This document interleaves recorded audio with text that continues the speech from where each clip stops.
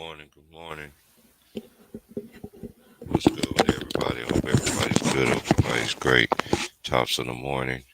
8:34 of us coming. Have a good time. Laugh, talk, do what we do best. Shout out to everybody that's out there. Out here it's rainy season out here, so it's raining on and off. But it's definitely full Oregon fall season.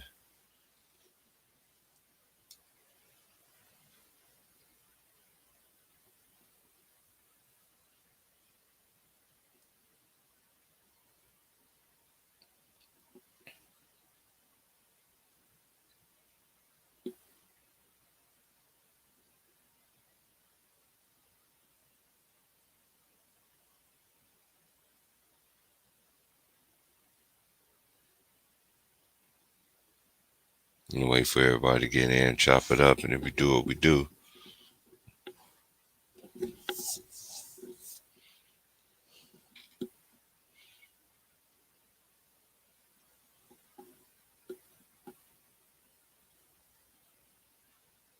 And that is the right link. Hey, that's 2 times in a row. All right.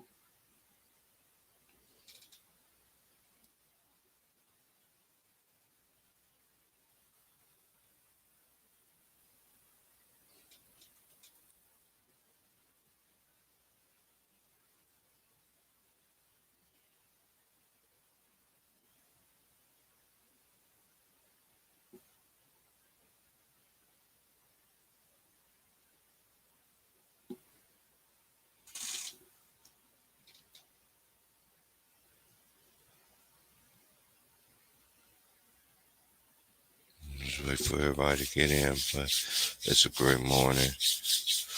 Chopping up for y'all for about 3 hours is worth for me another 10-hour day. Get it over with.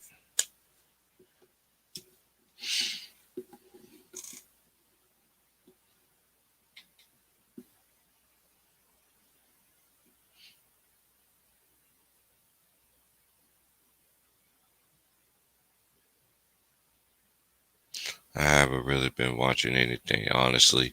It's just the same old thing. It's always the Lakers versus the Nets, and it's just nobody else. And yeah, so I heard what they said about Kyrie though, because it was playing on the radio out here, and for somebody, I don't know. I just don't get it. I'll just wait for everybody to come here for we'll start.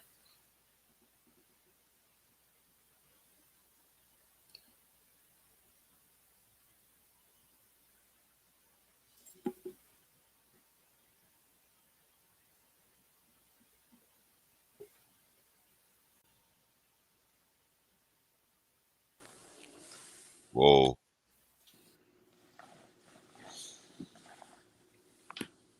Hey, what's good, T Price? Salute. Hey, what's good, Reg? Not much, brother. Hey, man, just waiting on the homies, man, and then we can sit and chop it up, start it off how we do, new way. All right, man. Yeah, but everything's good, man. Just working, man, getting that money, man. That's all I do, man. I hear it. I just got get. I just been on that grind, man. Just What shit, what you think about this preseason, man? It's going I down. haven't I haven't even I haven't even got into preseason because I don't get into preseason no more because preseason is not how it used to be.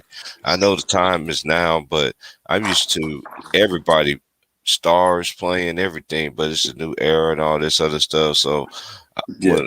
when it's time for the ball to tip off, then we can start. I ain't I'm the type I ain't gonna overreact to anything. I'm the type I just give teams. I'm talking about me. I give a team a true assessment how they look at the All Star break. Okay. Salute to my big brothers, man. Salute, homie. So, what's up, Big Worm? Can't call it, man. Off that Zaza, man. Chilling, man. Hey, I'm on that. Hey, man, I had to do that this morning. My boy was like, the old school was like, hey, you working today? I was like, yeah. He said, every time I go in there, you don't never be in there. I said, I be in there at 12 today. He said, oh, okay, good. I got to talk to you about something, man. Man, it just made the people. It's made the people. He was like, man, I'm going to get that Zaza Pachulia. Not that old school dude behind me dying. Every day he be riding something different. Dude. Every day he rides something different. He said he want one of them jet like kind of rides like Currency. Hey, man, I hope the Lakers give this man Kendrick Nunn some minutes, dog. I don't I know. hope he gets some minutes, man. I seen a little bit of the game. And it's like James was saying, all he was doing was pounding the air out the goddamn ball. You know what I'm saying? That's why I don't get into undisputed and all that stuff, because it's just always about the Lakers in Brooklyn. It's nobody else. It's like whatever narrative y'all want, you know what I mean? Whatever narrative y'all want, and you switch it up, you flip it up, and you don't talk about no other football teams unless they on a contract extension. Them young bulls, man. I'm gonna tell you something, big bro, T Price. Them young bulls are coming for the OGs, dog. Them young bulls is coming, man. Hey, I end up watching the game last night. Only reason why I watched it because my boss was like, hey, I know you don't like football. I know you got Hulu Sports. She's like, man, can I just sit there and just watch the game? I was like, man, I don't give a care. Man, that was the first time. Hey, what happened to that black coach that used to coach them? Did they fire him? For who? He had old boy First Herbert, the dude that coached the Chargers. Used to coach the Chargers. What's his name? Like Tolliver? Yeah, he got fired. Yeah, he got fired. I know what you're talking about. Man, why the fuck he got fired? Dude, they always do. That's what that shit remind me of. That shit remind me of, but it ain't nowhere near like the Mark Jackson. It's kind of something like Mark Jackson thing, but not with the spiritual morals and all that. It's not into it, but dude, he the one had that dude looking the way he is. Man, Steve Kerr should have had no credit for them rings, dog. That's and who that dude was capping? Talking about Steve Kerr was better than Ron Harper. Oh yeah, they tripping. What the fuck? Who said that? Some dude was capping. Man, me, T-Raw, everybody was on that nigga helmet. And on pro basketball, when Chick was talking about that Harden situation. Oh yeah. What's good, OG Trey? Salute, big dog. No, I got to eat. I need to go. Yeah, man. Yeah. Salute, Miguel Jess. I see you in here. No focus on 15 years.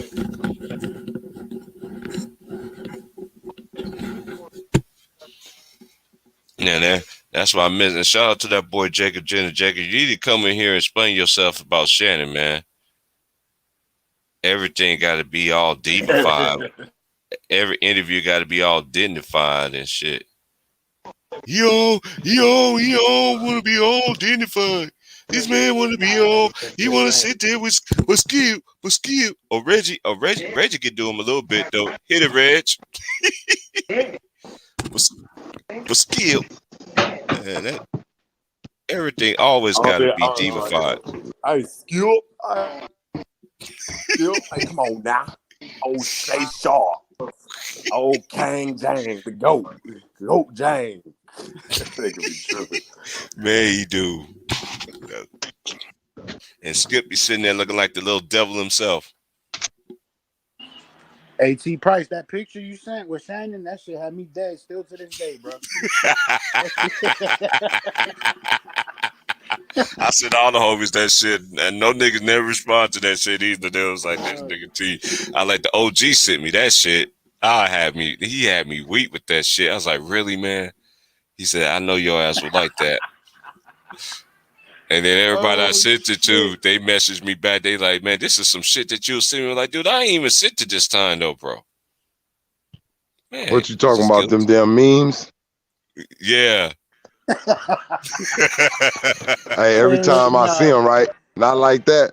But you know, look, shit like that was cool. Look, you can send a nigga a meme or some shit like that, even if it's a joke. I'ma tell you, man. I don't know what the atmosphere like where y'all at with y'all women, but sometimes that shit be coming through. That nigga sent me one through, and this girl was doing these butt aerobics, nigga. This girl doing these butt aerobics and shit. And look, I pushed the motherfucker. My girl right next to me, she see that shit come on up in there like that, moving around. She like, what's that over there? I'm like, man, look. Man, this shit just got sent to like 8 niggas. Don't think this. Right.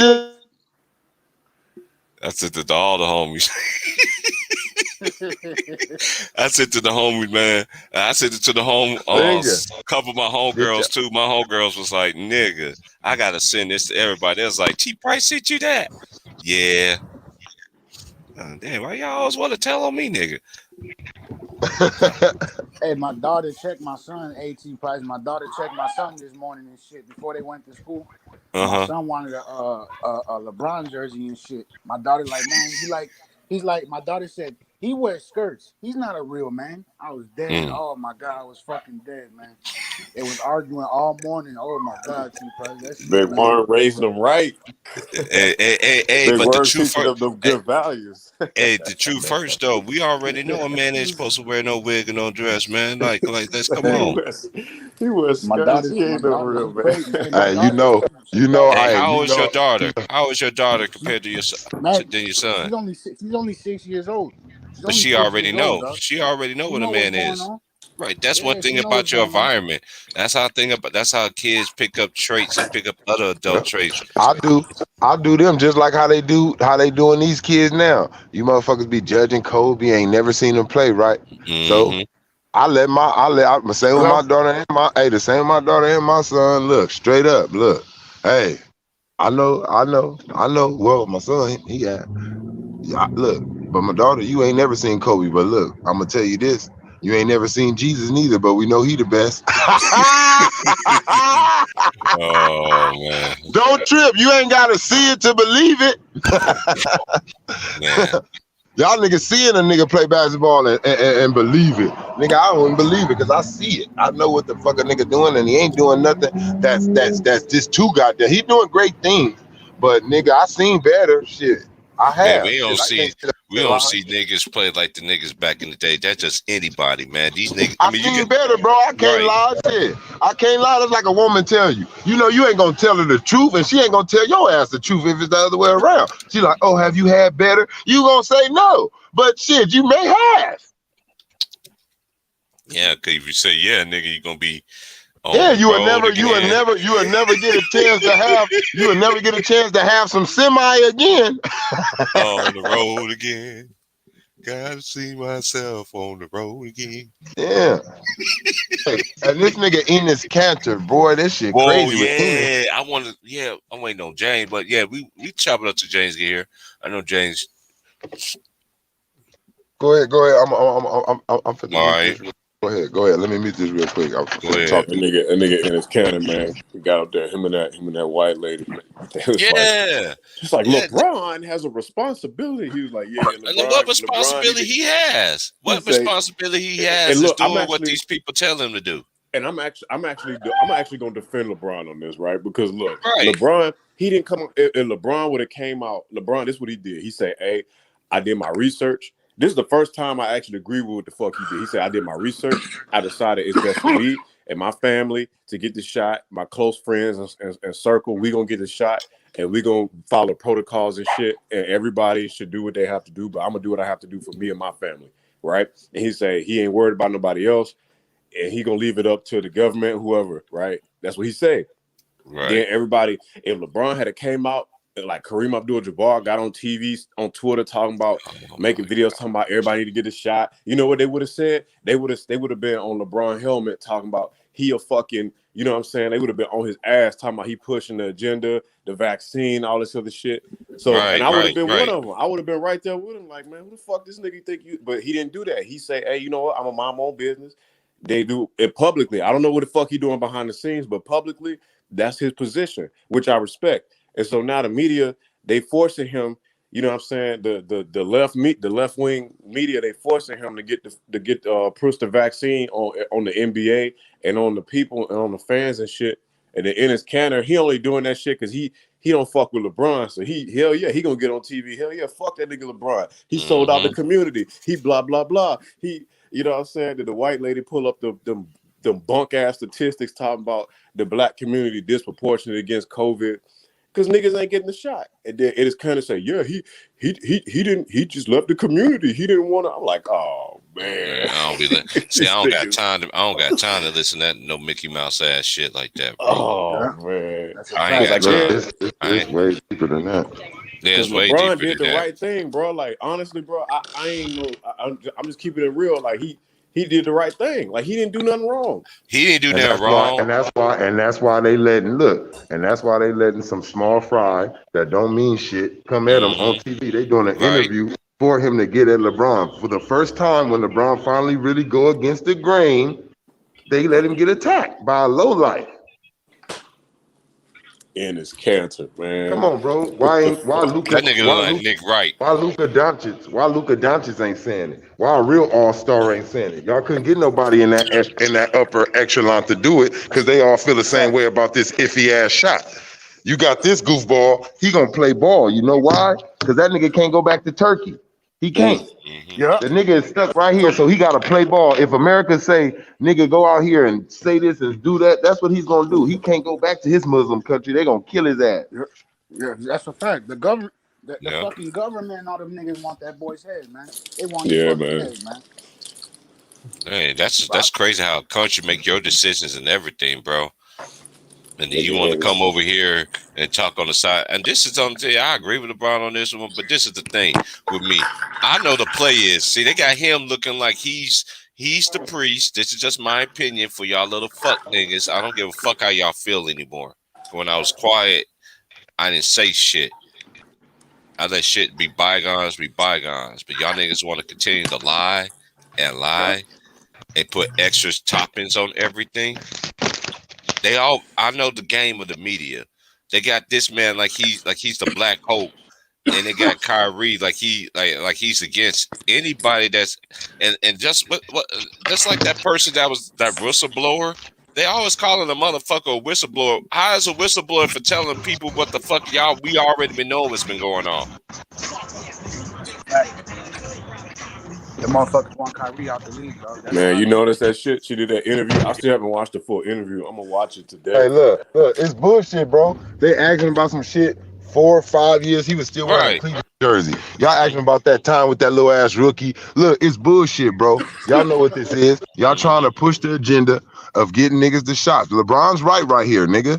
This the one time LeBron is right, nigga. He ain't wrong, nigga. Look, I ain't fit to do it. I see he know this is too controversial. Bro, look, at the end of the day, I get crucified if I go, if I'm just going to shut the fuck up. I'm not going to say nothing. It's your prerogative, nigga. I'm going to use Bobby Brown. It's your prerogative. Do what you want to do, people. You know, that's how good I'm with you. I'm with you if you do it, and I'm with you if you don't. Now, how you like me now? Now, that's basically what he's doing. LeBron just getting himself out of the way. Now, this nigga, just the NBA want LeBron to just come out and say, get the shot. Just do it. You know, just make a song out the motherfucker. Girl, you look good. Won't you vac that thing up? You's a vac motherfucker. Won't you vac that thing up? That's how they want that shit to go down. Period. They need all of the fucking celebrities. That's what they're gonna do, man. They push this shit in our face. When they first seen black people was talking about, oh, this shit ain't contagious, or they were saying black people were saying we don't get it and shit like that. What did they start doing? They start having all type of black people catch that shit who was famous. To make that shit go away. So that's what this is. LeBron, damn, man, why you didn't use your podium, man? You got so many followers. Man, we could have used you, man. Now we gonna let the little bitch ass nigga that ain't nobody, don't make the NBA no money, don't sell no jerseys. We gonna let him get at you, and we gonna give him an interview to talk against you. Come on, bro. Does that make sense? He's the face of their league. He's the face of their league. Look like Nick Wright. And they giving a nigga an interview to talk about the face of their league. They're letting him. Call Enes Kanter. Come on, in his Canada, right? You was better off going to talk to somebody else that like somebody that got power, like to go against them. That nigga, what's this? You know they know this ain't gonna work. This is just to try to shame LeBron. Like, we gonna let Enes Kanter talk about you, nigga, and get away with it. That's all it is. And LeBron know it. He like, look at these. He know it. His same bosses, the same elites he's under. He like, look at these motherfuckers, man. Let this bitch ass nigga get at me. He like, they trying to make me mad. So what? I ain't do what y'all wanted this time. Damn, I did everything else. That's how he feel. Straight up. Damn, man, I do everything else. Like, man, damn, this one damn thing that I want to really just make my own mind on, nigga, y'all tripping on me. Man, fuck it then.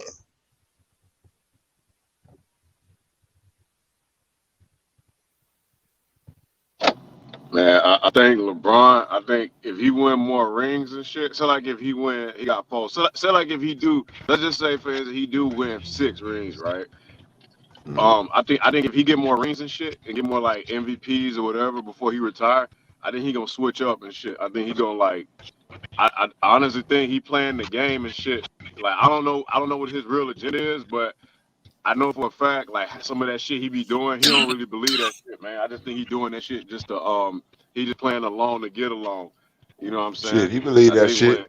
Nah, hey, you believe that shit because I'm gonna tell you, look, depending, I don't know, but I'm pretty sure no matter what your religion is, if your religion is against something, you can't go over there faking the funk, like, and then come back like to your religion. Like, you feel what I'm saying, bro? Like, I really believe in God. Like, let's just say this shit is real. So I can't go over there fake like I'm with the Illuminati, fake like I'm really with the devil, fake sacrifice a motherfucker or whatever these niggas be having to do. Go drink some blood and then think like, yo, you just clear. Like, oh, that whole time, my nigga, I was just faking. Come on, bro. So that's like a nigga, like you gotta really realize when it like that, like just think of somebody doing you wrong, bro. Just think in the front of everybody, it looked like he doing you wrong, whatever, messing with your girl, nigga, laundering, stealing money from you. And then he say, I was just faking the phone, my nigga, just trying to make it look good. Come on now. That's what you just basically said you'll let a nigga do, like tell you what he want. You feel what I'm saying? You can't let a nigga go play with, you can't dibble and dab. You can't play with the devil and then play with Jesus. You gotta pick one. Pick a side. And if he really don't believe in it, bro, like on some real shit, bro, you gonna follow something that you really don't believe in, bro. It's too many kids watching you, bro, to fake it this long. You feel me? 20 damn years almost. It's too long for you to be faking it this long, bro. You can't fake something like that that's influencing the wrong thing. You have to like, no. You supposed to be saying no from the get-go. And this the person that you supposed to be. Can't change. Yeah, you can't be faking the phone. Like, I'm not fit to go and like, look, bro, I am a Crip. I'm not fit to go and fake be a blood for 5 years and then come back like, yeah, I was just over there seeing where all them niggas be moving and shit. Hey, that's some bullshit. Like that though, Trey.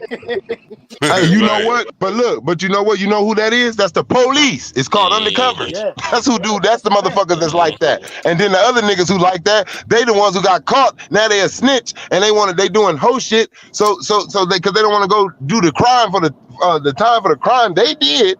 Now they trying to let another nigga go do some time so they can get up out of there. Yeah, I ain't that nigga. I ain't going no undercover, nigga. You niggas gonna know who I am. Oh, who is that? I'm a Crip, nigga. To you blood and to you motherfucking Crips out here. You niggas know where I'm at. Ain't no fucking guessing. Oh, last year, nigga, we seen you in this. So what, nigga? I was faking. What the fuck? Pop. Like, you can't let a nigga tell you that, bro. You know, you can't let a nigga go and nigga start dating yo fucking nigga, take your bitch, and then he break up with her 10 years down the line and say, my nigga, I ain't really want that bitch. I was just, I was just trying to see if that bitch was really with you. I was trying to let you know she really wasn't with you, my nigga. Nigga, get away from me, nigga. Get away from me, nigga. Come on, bro. So you gotta remember that, bro. Can you ever trust somebody like that again? Once you see them go to the other side, can you really just you can forgive them, but you ain't gonna never fully turn your back no more. I ain't turning my back all the way to you, nigga. I'm walking backwards. You'll never get a chance to stab me again. Mm-hmm. Shame me once. Damn, you shamed me twice. Yeah, so it's like, he's gonna learn. He's gonna, all these niggas love it, bro. When they right there where they at, making millions, house big than a motherfucker. You're gonna have to pay the piper. You have to pay the piper. They don't give a fuck. But look, you ain't gonna be able to do that shit all your life. and somebody that see that shit. You could think you get away with it all you want, but somebody see that shit. And they gonna get your ass one day. Straight up.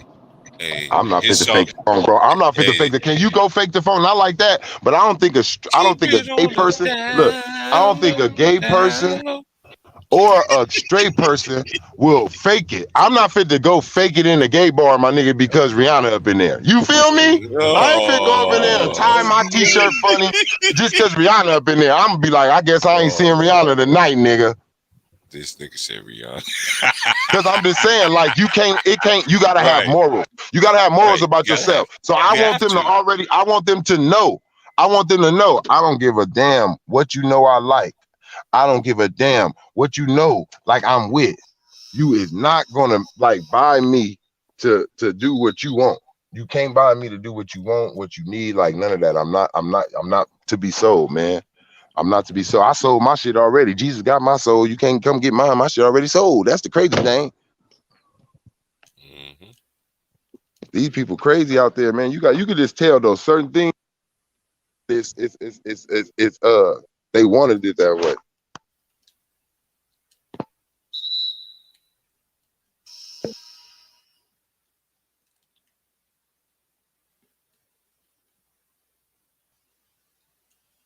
Salute, Matt. What's good with it?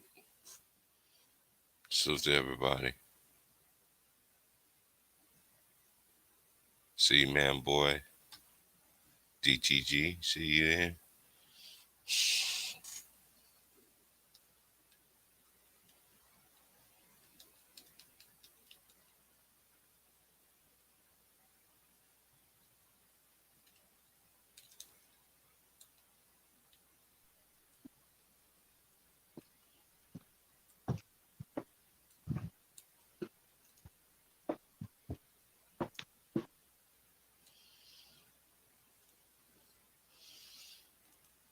Hey, y'all played y'all preseason game yet, Reggie?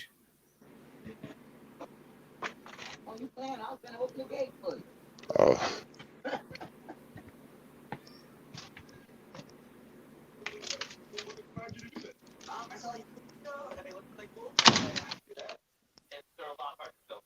Yeah, that looks good.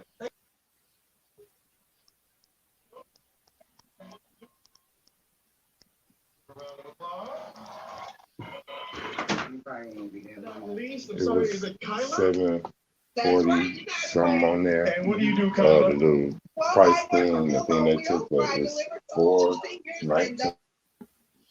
All right.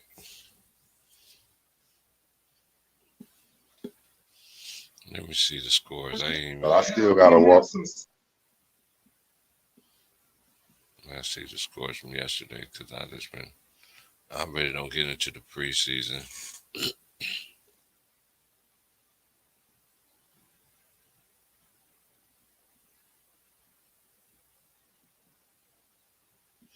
Oh yes, man. Oh yeah. Oh man. Check this out. The good governor is what I call her that stays here in where I'm at in Oregon. She signs a bill to end reading and math requirements. She signed a bill to end reading and math requirements.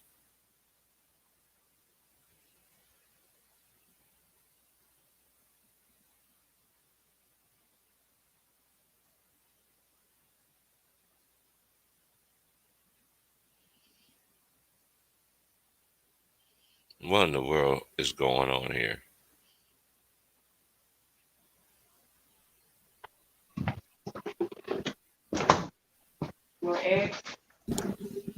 This shit's crazy. You can't make this shit up.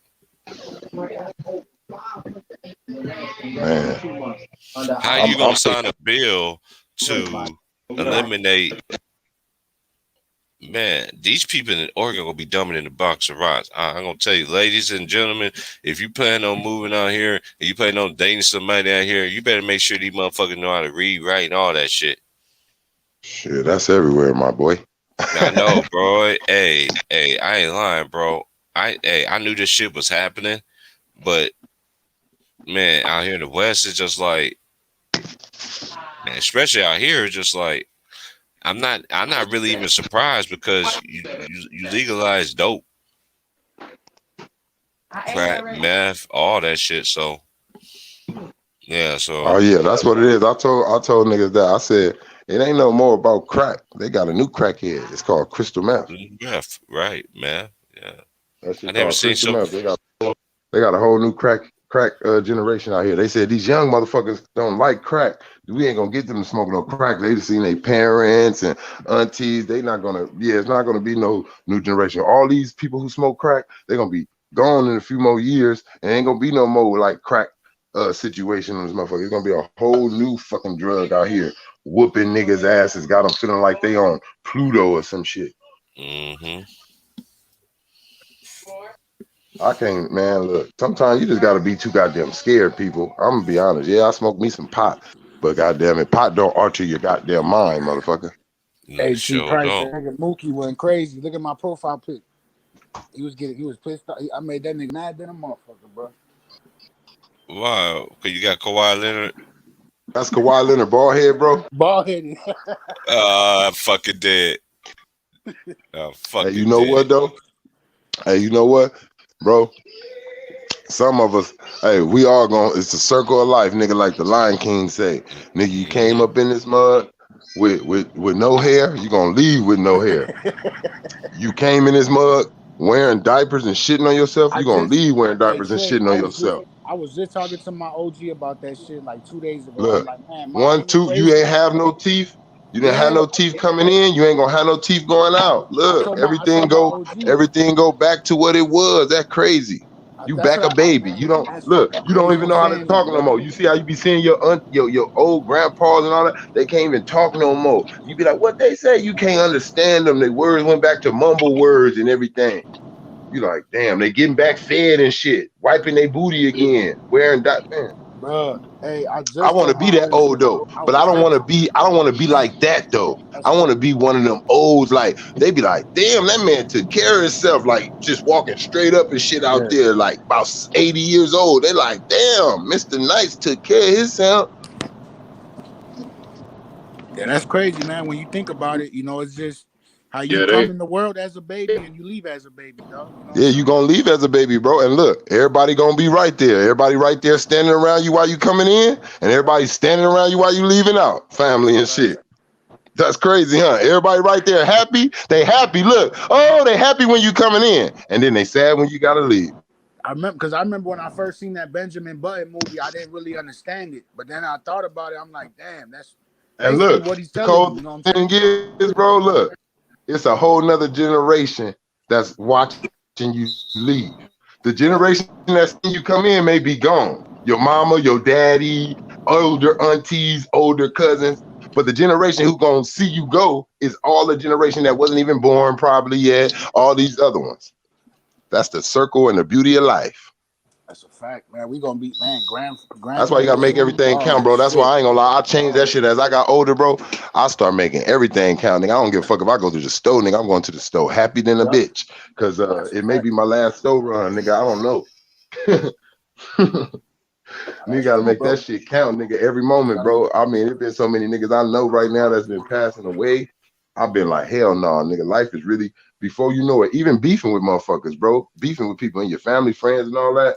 Y'all out here beefing about, I don't give a fuck what you really beefing about. If a person ain't like did some real criminal shit to you, like really, or some like something to your body, something like that, it's small, man.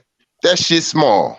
Cause the same person that you mad at, something happened to their ass, you gonna be, hey, what happened? Crying, wishing that you got to tell their ass sorry, and that shit was small and all that. You gonna be the first motherfucker in line to see them.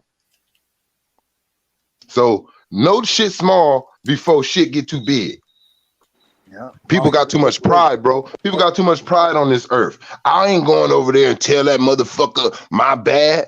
Look, that's hey, if they don't want to tell you my bad back, cool, but get your soul right. You ain't gotta let nobody else control your soul, though. Ain't nobody gonna control my motherfucking soul. That's a fact. You know what I'm saying? You let people have too much power over you, bro, when you waking up every day. Just think about how much focus you got to stay on some person to stay mad. You got to stay focused on them. Like, oh yeah, I got to remember to hate this motherfucker.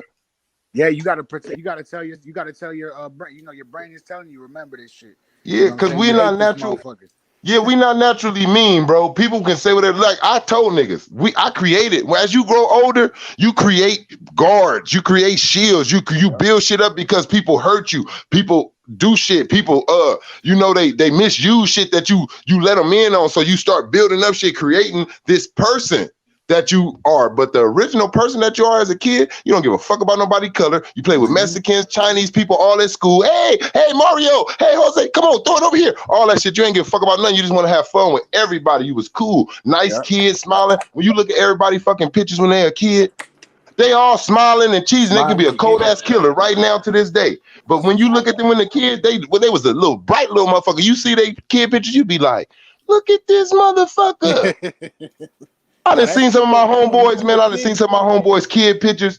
I'd be like, and some of my homeboys that I just know when we was kids, I'd be like, damn, nigga, do you remember when we used to be hitting willies, nigga? Yeah, man, that should be crazy, dog. Like, damn, nigga, we used to just live life, nigga. I used to tell the homies, like, that's why I never let my basketball go, bro. A lot of my homies, they don't do shit. They just be out there just smoking. I'd be like, damn, bro, do you remember what you did before you start smoking weed and doing this shit so heavy like this? What you used to do for fun?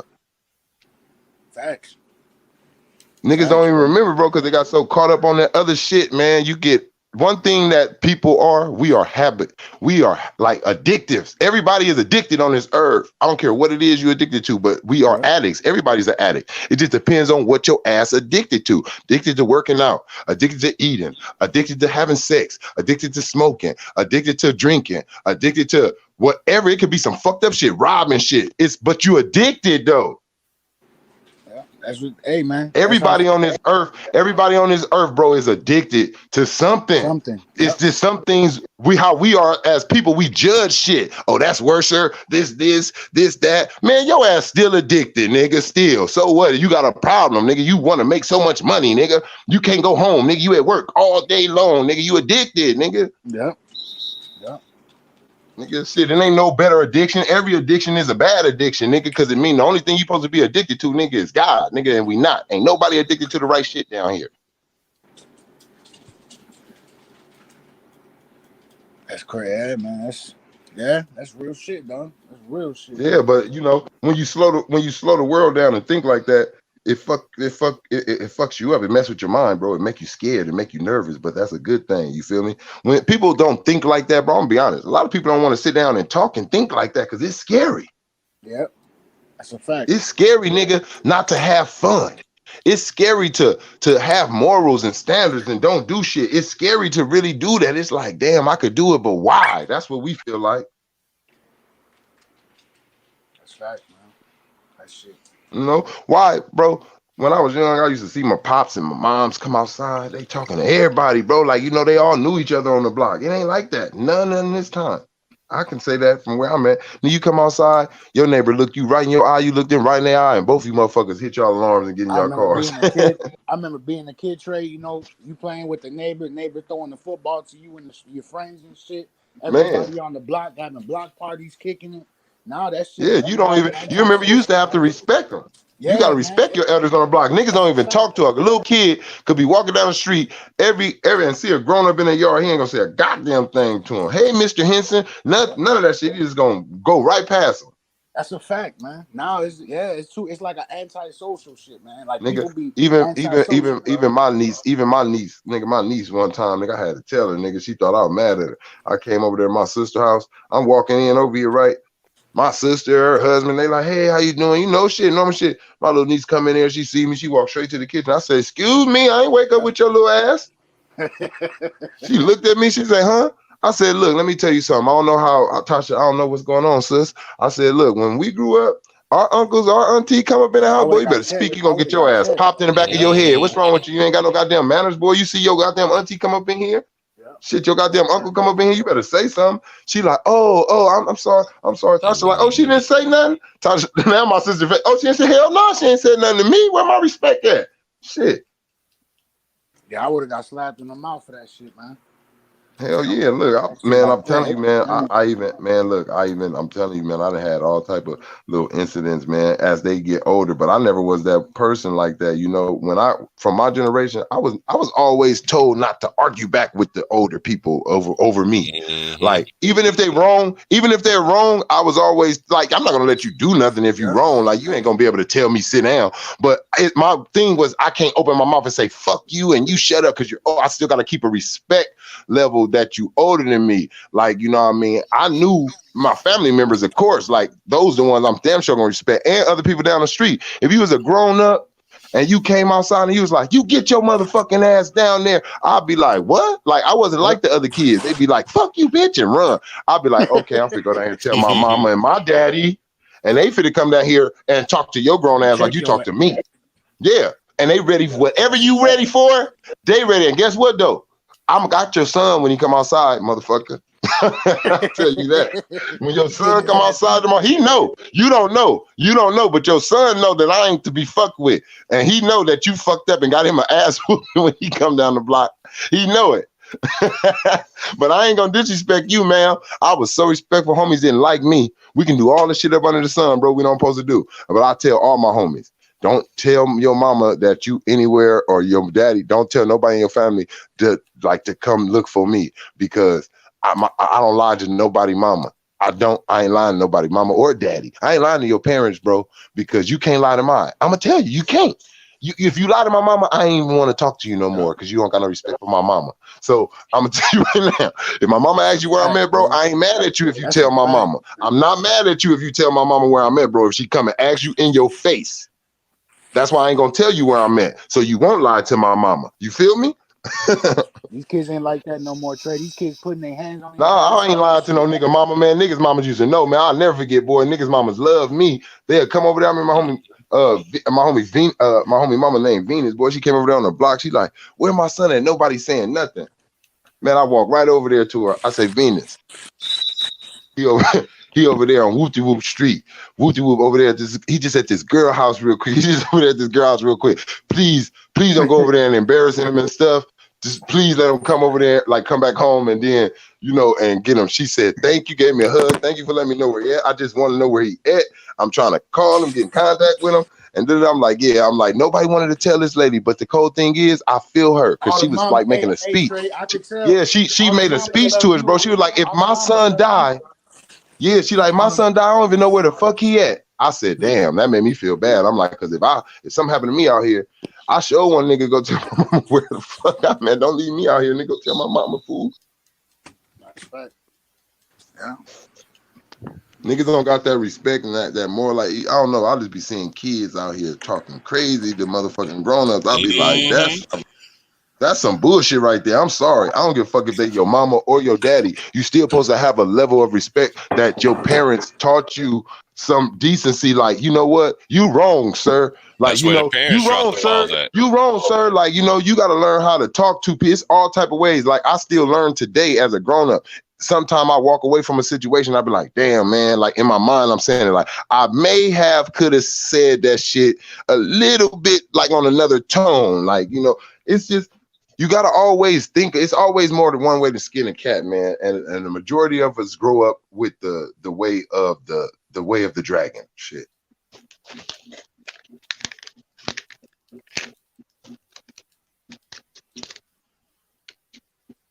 That's what I said, man. My generation growing up, dog, I think, early, late 90s, early 2000s, man, that's when nobody had phones, nigga. We had to pull up on Huffies to each other's cribs, all that shit. Man, was outside. Man, my nigga said Huffies, my nigga, the Dino days, my nigga. Dinos, nigga, the GT, all that shit, nigga. But that, we didn't have no phones and shit, no social media. So, nigga, we had nothing to do but go outside. Mama be like, man, bring your ass back in here before them lights come on. That's it. Motherfucker outside all day kicking. And I think that's what made our generation. I think that's what made that generation like the last of the Mohicans. I don't care. I just think that 80s babies was the last like kind of generation that was gonna get that old school in them. Yeah. We got the tail end. I'm born in '92, so we got like But it's only the fault of some of the 80s babies though that ain't passed that shit down because they hated that raising. They hated the way they was raised, so they went so hard away from it. Fuck that, I ain't gonna do that shit my mama did. Girl, you can go out there and all that shit. And then we gotta think, not like that, but we gotta keep that shit 100. Majority of our daddies, yeah, that shit was popping, but majority of niggas' daddies wasn't no damn gangbanger. That nigga more than likely your daddy just was fucking. Your daddy was more just fucking a lot of females, cheating on your mama, and that's why their relationship didn't go through or something, or he was abusive, some shit like that. But it wasn't about, like, in that generation, it wasn't everybody daddy was a fucking gangbanger. No, they wasn't. Niggas was hurting. Niggas trying to get the fuck out the hood, working hard, nigga. Man, Trey, I know straight goons that come from a good ass home. You know what I'm saying? Good ass home, bro. Suburb. I don't know niggas that come from the suburbs, but they just were so infatuated with that street life, they turned into some monsters. You know what I'm saying? Yeah, it ain't about where you look. It can be where you grew up at, but deep down, it's your heart at the end of the day. Look at niggas that go to niggas that's in these armies, bro. They come from all over the world, niggas. Some of them niggas is from the nerdiest countries, but they the coldest sniper, the coldest this. It's just your talent and your passion for some shit. That's really what it is, bro.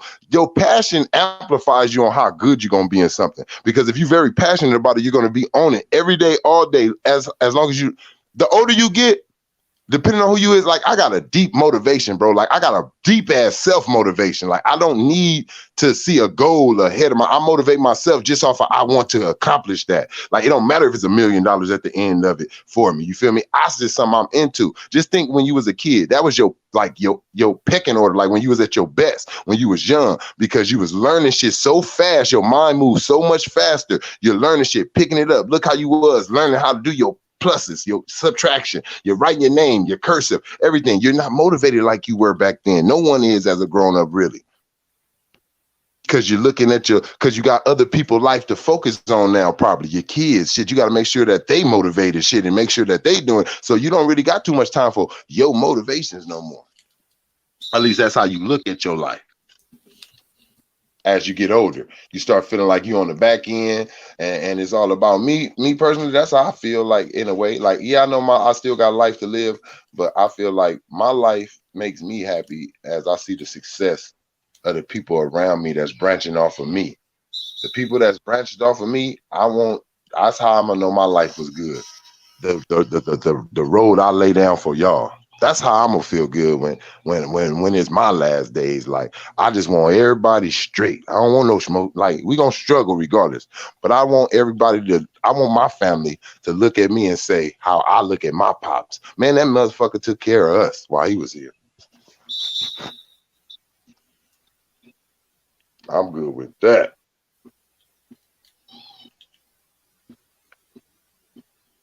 I don't want to be one of them motherfuckers everybody cussing your name out. Everybody cuss your name out when they speak up on your motherfucking ass and you pass away. Man, that motherfucker. Hey, this is the thing I noticed though too. Even though people do be speaking about that, they don't even know the motherfucker. And then you got some family members don't even know who their siblings are. Cause you ain't been around them. Only thing you could go by is about old shit. What you grew up in. You ain't hardly was been around me full time as an adult and all this other stuff, you know what I mean? That's just anybody. I know a lot of people just like myself, you know what I mean? They the odd one at the bunch. They don't mess with nobody. It's just them. You know? No, because I don't want to be over there and all that noise and Salute PSN. What size is these? Hey, it's time for another Zaza. This will be my last one for today until I get off work at 10 o'clock tonight. All right, so maybe that bread. you were talking. I'm gonna look at the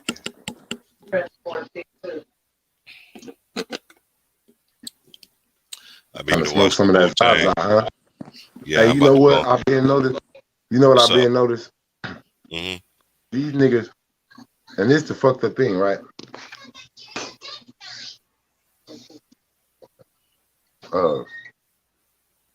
I knew, we always knew that myth. Like, I know, like, I smoke weed while I play basketball. It never affect me. As long as you ain't smoking more than you working out and keeping yourself fit, like your lungs and everything. Like, You got to keep that. You can't let it clog up on you. You got people that you got to really look at it. Like I said, even my homies, like I told them when I did my prison time, I'm like, you niggas is y'all niggas is intoxicated out here. Y'all ain't had no break. You just been smoking, drinking, fucking, doing everything. You niggas ain't in shape at all. I'm telling you, bro, if me and you fight right now, you gonna be tired in 30 seconds. I be saying the same shit, bro. Like, man, these niggas they're not in shape. I know they not. I know they can't fight. And if I put my hands on the motherfucker, I'm liable to I'm gonna definitely put you in the hospital. Yeah, because niggas don't really. I'm gonna work your ass, bro. Niggas don't really be working, bro. I'll take that shit serious, bro. Man, Every day, bro. Every day, bro. I'll do me something. You know why? First of all, because I remember when I was a young punk and I used to be hunting for older niggas that had them names on them. I'd be like, yeah, I got to clobber me one of them niggas. So guess what? I'm keeping myself in shape for one of you young punks, nigga, that you niggas out there hot and heated and y'all niggas ready to take a nigga head off too. Yeah, you gonna run up on this nigga and he gonna shock the world, nigga, like Ali on your ass. Telling you. Nigga, I'm telling you, I'll be looking at them. I'm telling you. The younger they are, it's like these little niggas is prime. It's just another level. They don't know. I'll be telling them too. Look, I was your age. I'll be telling some real shit. I was your age, bro. I thought I was vicious at your age. I thought I was vicious at 18. I thought I was vicious at 19, 20. Look, bro, I will kick my 20-year-old ass because I know way more. I know exactly when to use my strength. And I know how to really hurt you now. Like, it's different. I really know how to hurt a man. I look at you know what I mean? Like just over the years. A mirror, Trey. It's like a mirror to me because when I was 14, 15, I was getting into fights with grown niggas from the other side. You know what I'm saying? I'm banging it out with the OGs, man. I'm trying to put my name out there like, yeah, this little young motherfucker right here gonna bring you that work. You know what I'm saying? Yeah. But now a motherfucker's not gonna fight you. Man, these little young niggas out here with 50 shot clips. Look, they ain't playing with man. I come from that generation. And the niggas out here. Go ahead. I come from that generation where it used to be like 10 young niggas outside. And yes, it say about 10 older homies outside. Guess what they finna start doing? My little homie will beat your little homie ass. That's a fact. Oh, no, he won't. And then look, they come tapping you. This your boy, though. Hey, this nigga said he'll fuck you up. You like, what? You like, come on, Demond, I'll beat your ass, bro. Oh, nah, nigga, what you saying? Oh, shit, yes, got. Next thing you know, y'all out here having a goddamn Thunderdome. All 10 of you young niggas out here going one-on-one with each other. Just so y'all can. And look, the next day, the rankings come out. The rankings come out. He got the best hands in the hood out the young niggas. He's the second best. He's the We used to do that shit, go to the school. We used to have a little school. These young niggas ain't used to no shit. These young niggas ain't used to no shit like that. Nah, motherfuckers ain't that shit shit's scary to some people, nigga. That generation, Trey, like that generation, dog, like, man, I say from the 90s to like 2005, nigga, when it was really cracking. Man, these youngsters wouldn't be able to hang in that shit, dog. They wouldn't, man. Niggas would be on them, bro. You be getting your ass whooped. I ain't gonna lie to him. I ain't trying to scare them, but that shit is scary. I don't know, depending on who you're around, if they doing it right, that shit is scary. Yeah. Damn, motherfuckers don't really know how it is to be in a war, though, dog. You know what I'm saying? I'm talking about I'm talking about a real ass shootout too. I ain't talking about none of them. Look, I ain't talking about none of them shootouts where niggas drove down the street and said pow, pow, pow, pow, and you start running and shit. I'm talking about a real fucking shootout, nigga, where you shooting, duck behind a car, this nigga shooting, duck behind a car, you running, trying to go to another car because you trying to get on because you know you only got about 30 seconds to 45 seconds for the police come to and they start shooting with y'all, man.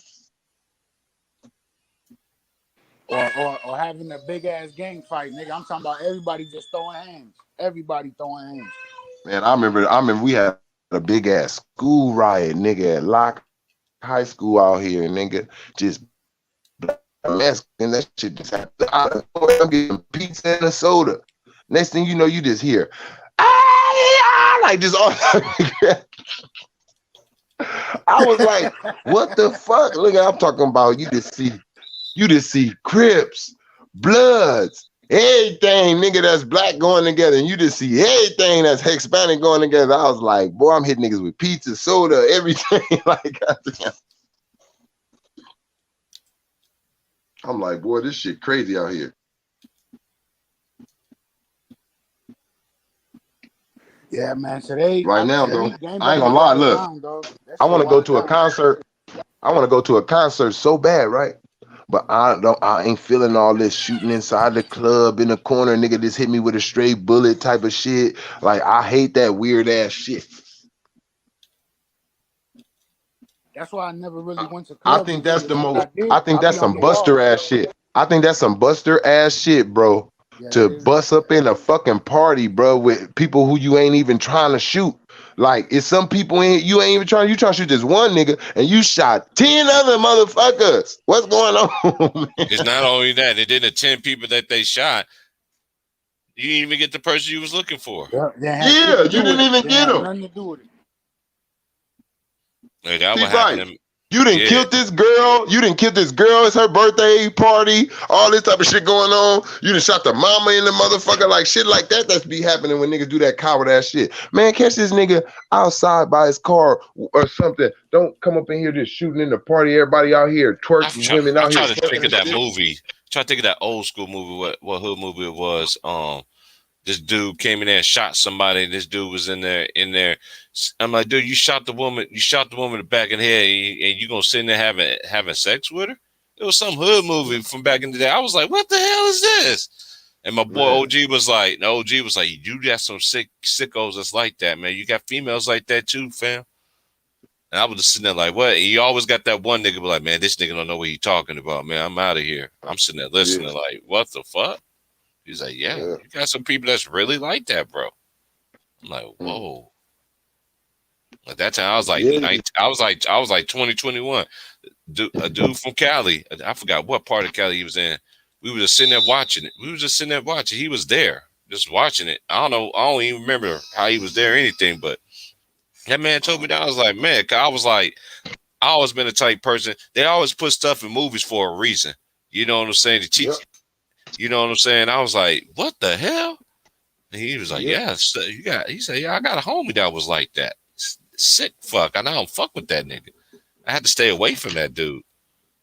You know what? The dude was like, he made me change my life because I had kids, everything. And he was telling me a story about how his homie almost got him in the jail. And if he didn't leave, like a second, like a fraction of a second, he got kicked in. As soon as he left out the back door, he said the police came, kick the door in. They didn't even hear him leave. I remember my cousin did some of the. I ain't gonna lie, he did some hoe ass shit. This is how much of I done been breaded like on some not scary shit. Like, we pull up to this wings and things out here. We with the older homie. I'm a young nigga at this time, man. I'm probably like 17. With my cousin and shit. He from the shit too. We with the homie. I'll tell him that we in this fucking Cadillac, this 2-door Cadillac. I hate 2 doors because, especially if I gotta sit in the back, because I need to get out when I need to get out. So these niggas across the street, I tell my cousin, I say, watch them niggas across the street, nigga. Stay the fuck off your phone, weird ass nigga. You know I'm on it. Like, weird ass nigga, stay off your phone, nigga, for a nigga blow our motherfucking heads off. Stay your ass focused. So he on these bullshit ass Boost Mobile chirp phones at the time. Where you at? All that shit ass chirpy, all that chirpy ass police phone shit. So these niggas, they walked down the street like they on the main street, but I'm telling you, T-Bright, they walked over like where we can't see them no more on the main street, and then went down the block to where they hopped the alley and come behind us in the car, right? So I see them, I'm like, oh shit, I already know. I'm like, why these niggas over here all of a sudden, like, and they come behind us smooth like this? They could have just walked across the street and came down this block. So I hit the seat hard. My cousin over here arguing with a female and shit, doing all that stupid ass shit. Bitch, she don't want your ass. This nigga, I'm like, hey nigga, look at these niggas. He like, look up. I swear, T-Price. He like, hey homie, and the nigga pull out a 38 snub nose. My cousin like, hey, and this nigga try to tuck under the front seat. Like, I'm talking about this nigga trying to put his fucking body under the fucking seats, nigga, in the car. I'm like, what the fuck, nigga? And these niggas, look, he's so stupid. He's so stupid. Look, I know not like that, but I think in all type of ways, I think rational, and I think what's the, like multiplication, what's the best way? I'm like, why he didn't lock the motherfucker? It's a snub nerve. It's a snub nose. They got 6 shots. Lock the door, let them shoot inside the car, try to kill us. Maybe we get shot some arm, some leg, maybe. But it ain't for sure they gonna get us with this 6 shots and it's 2 niggas. So that's how my mind is thinking.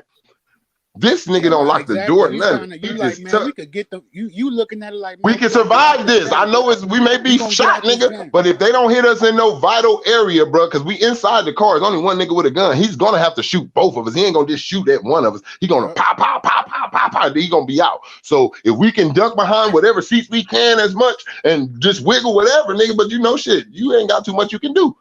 But this nigga tucked under there. Look, these niggas open up the car door. Boom, boom. I swear to God, my heart dropped to my ass because I feel the wind hit me in my face. Boom. I'm like, damn, I'm about to die like this. That's how I'm thinking. The nigga whipped the gun to the back of my cousin's head, like while he on the floor. He like, bitch ass nigga, where y'all from? So I'm like, fuck this. I start looking at the street. I'm telling you, this is how quick my eyes is going. I'm reading. I look at the street sign. I said, hold on. Damn, I thought this was 9-0 hood. I said, this A-Trade gangster hood. I said, nigga, we from Avalon, right? So I'm telling like, oh, this is where we from. We get along. Like, we don't beef. Like, you feel me? My cousin's so scared. He ain't repping it with me. He's so scared he ain't repping it with me. So they think I'm lying. And they think I'm an enemigo. Huh?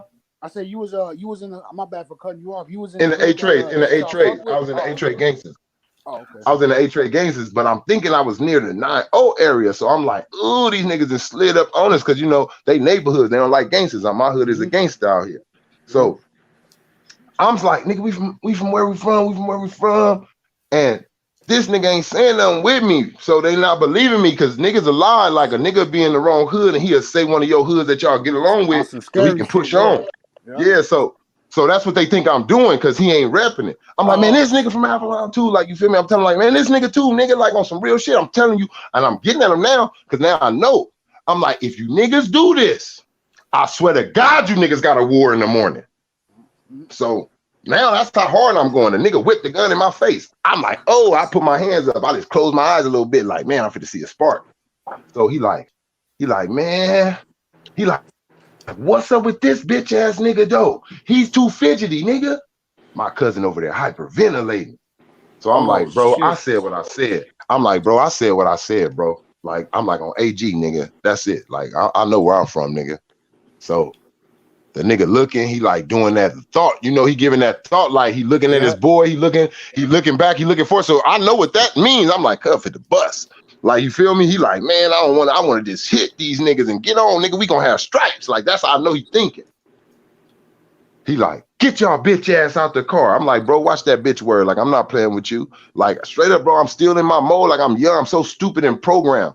Like, he said, get your bitch ass out the car to my cousin and pull that nigga all by his white beater and shit.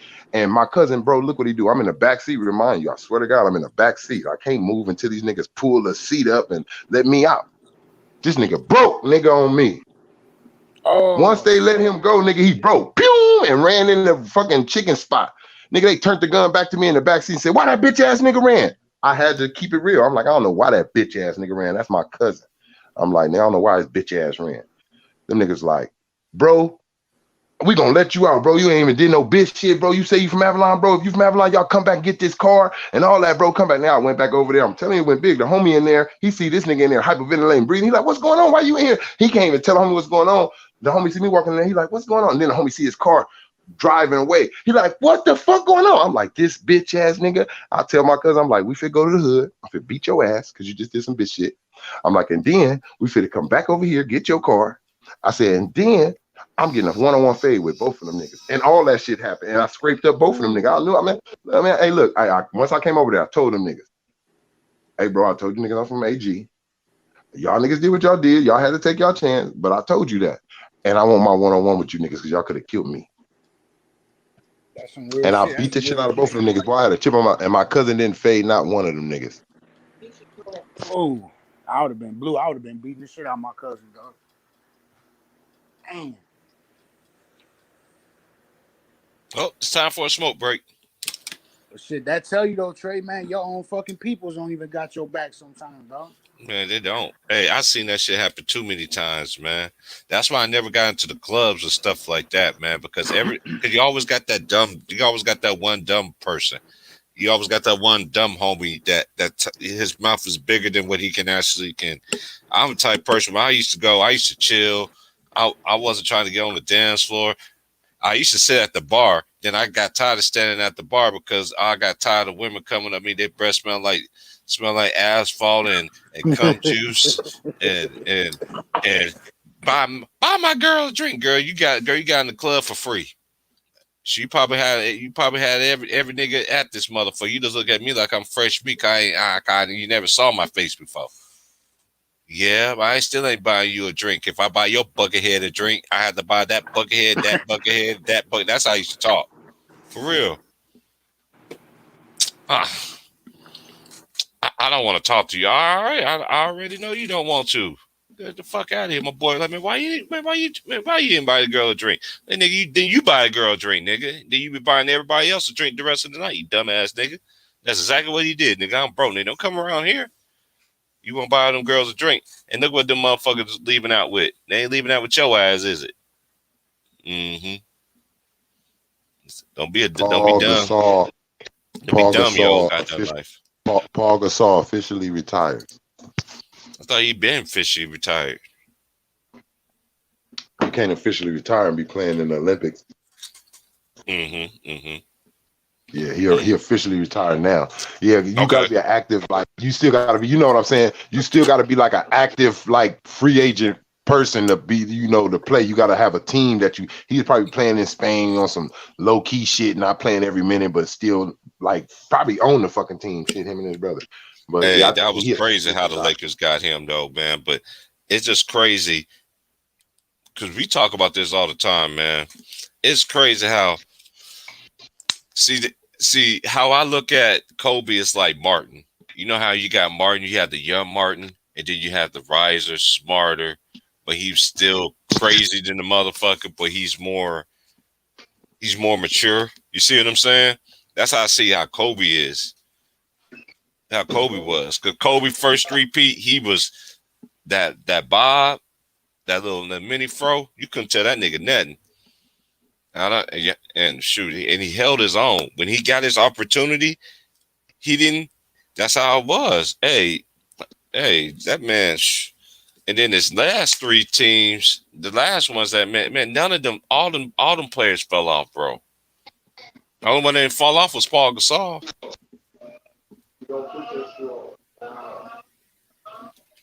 Hey, Big Worm, your team played any preseason games yet? No, we play tonight. Who y'all play? The Cavs. I can't wait because I want my nigga Kobe White. Kobe White to cook. What's his name? Denzel Valentine's bitch ass. Oh, Denzel over there? Yeah, he's over there with Lori, man. I'm fucking jumping for joy, dog.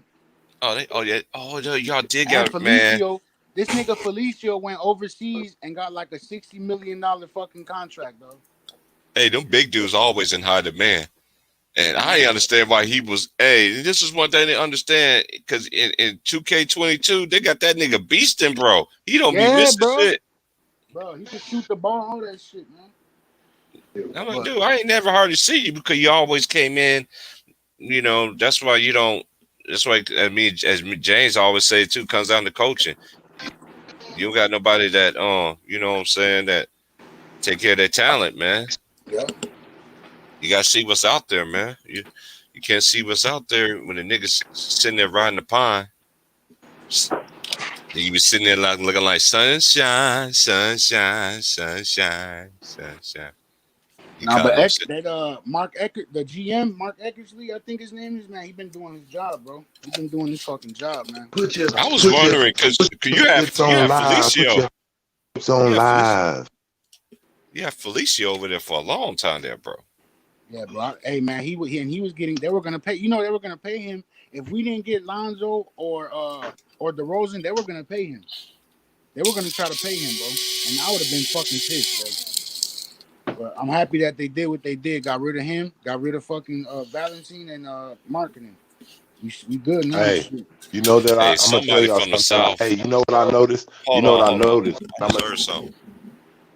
Yeah, somebody from the South is out here because don't nobody know about that song by Mike Jones unless you lived in the South. Somebody's playing Dick Don't Fail Me Now, so I already know what you up to today. I know. I noticed that once Lord have mercy. I noticed like every team that LeBron James goes to, they don't breathe their rookies. They rookies gotta go. They rookies don't get to breathe and grow their game at all.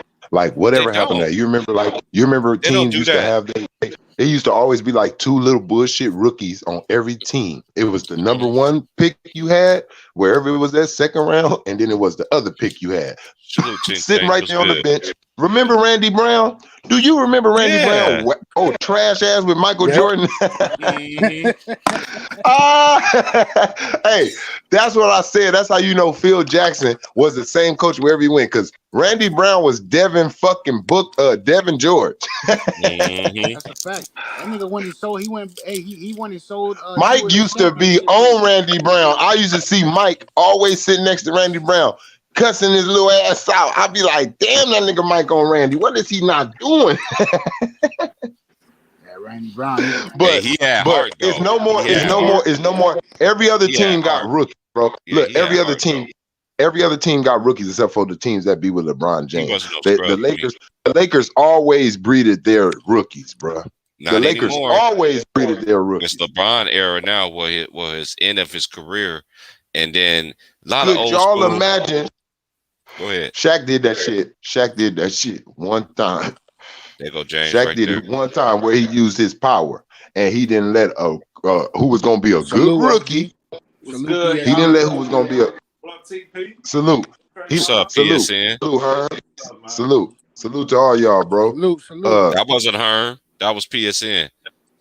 What if Shaq would have used his power again like he did with Chris Webber when he told the office, don't draft him, draft Penny? Could you imagine if he fucked up and did that with Kobe, not knowing the hype on Kobe or none of that shit, what Kobe's gonna be, and said, trade Kobe for whoop-de-whoop.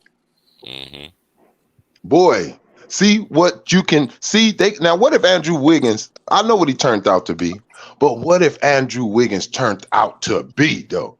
I think Cleveland Cavaliers would be very mad right now that they did what LeBron said with that ring and all. Because guess what? They ain't shit now.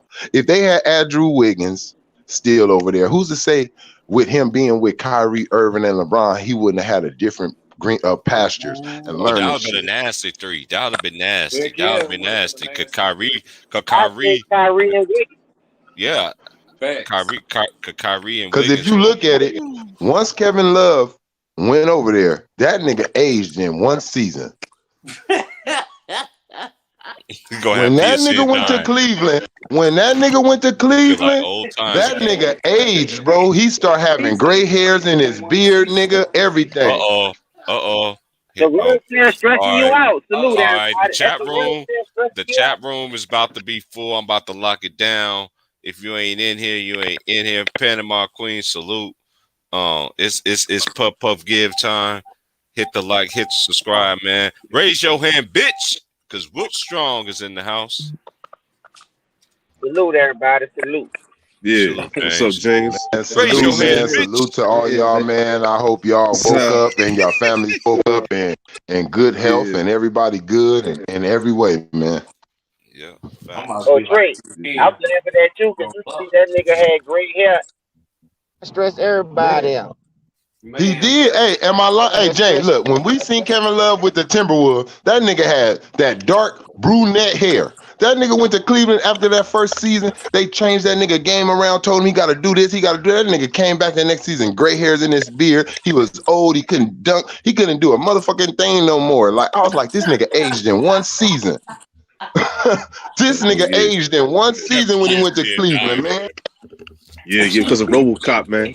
Because of RoboCop. That's what a nigga did to my nigga Kevin Love. Kevin Love went over there and went Joe Buttons on the nigga. He went Benjamin Buttons on the nigga. Just aged on the nigga. You like, what the fuck? You should have at least 6 years of excellence in you still. Hey, Panama Queen, I'm glad to do it, yeah, because I'm gonna start coming on every morning before I go to work, man. You know, so Hey, I'm rocking with Bryce, y'all. I'm James, rocking with y'all all the way to 11 o'clock. Then about 11:20. Then I'm out. I would have been a traitor. I'm in the West. So is it 10? Shit, it's 9. It's 9. It's 9. It's 9. It's 9. Almost 10. It's almost 10. It's bad early over there. God damn. Man, I love. Hey, look, let me tell you. Hey, but look, hey, Will. Guess what? Guess what, Will? Guess what, Will? I wake up when you wake up, though, Will. Guess what? Yeah, you niggas ain't getting ahead of me. Right. I'm like KG, nigga. It's a nigga in New York up right now getting that dough. Let me get my ass up. Nigga, I'm telling you, I don't think I could do it, though, nigga. Like, you can watch everything in one night. Watch all the games. Hey, look, see, and look, this is how I know y'all hit it off, bro. We clown. I'm from the east side out here. So how we do the west side, niggas, we'll be like, yeah, the sun sets in the west, nigga. That's where you go get your rest at. That shit rises in the east, nigga. Where that shit go down. Like, once that sun go up, nigga, we on over here, nigga. That shit going down over there on y'all end, on the real. That shit crazy. New York is the motherfucker, though, boy. I'm telling you, I respect every nigga little area, man, because that shit is foreign to me. I'm an alien, nigga. Straight up. Will? Hey, I'm gonna get on my phone. I'm about to sit in the ride. Hold on. What's up, Greenlee? Salute. James. Hey, James Will. Hey, James Will. What y'all got to say about this nigga, young Enos? Who? Oh, it's about Enos Cancer? Candor. Candor. Oh, that nigga. Hey, what he did? What he did? Hey, look, James. Look, James. I know. We all know who we are. We all know we don't fucking support things that LeBron do, bro.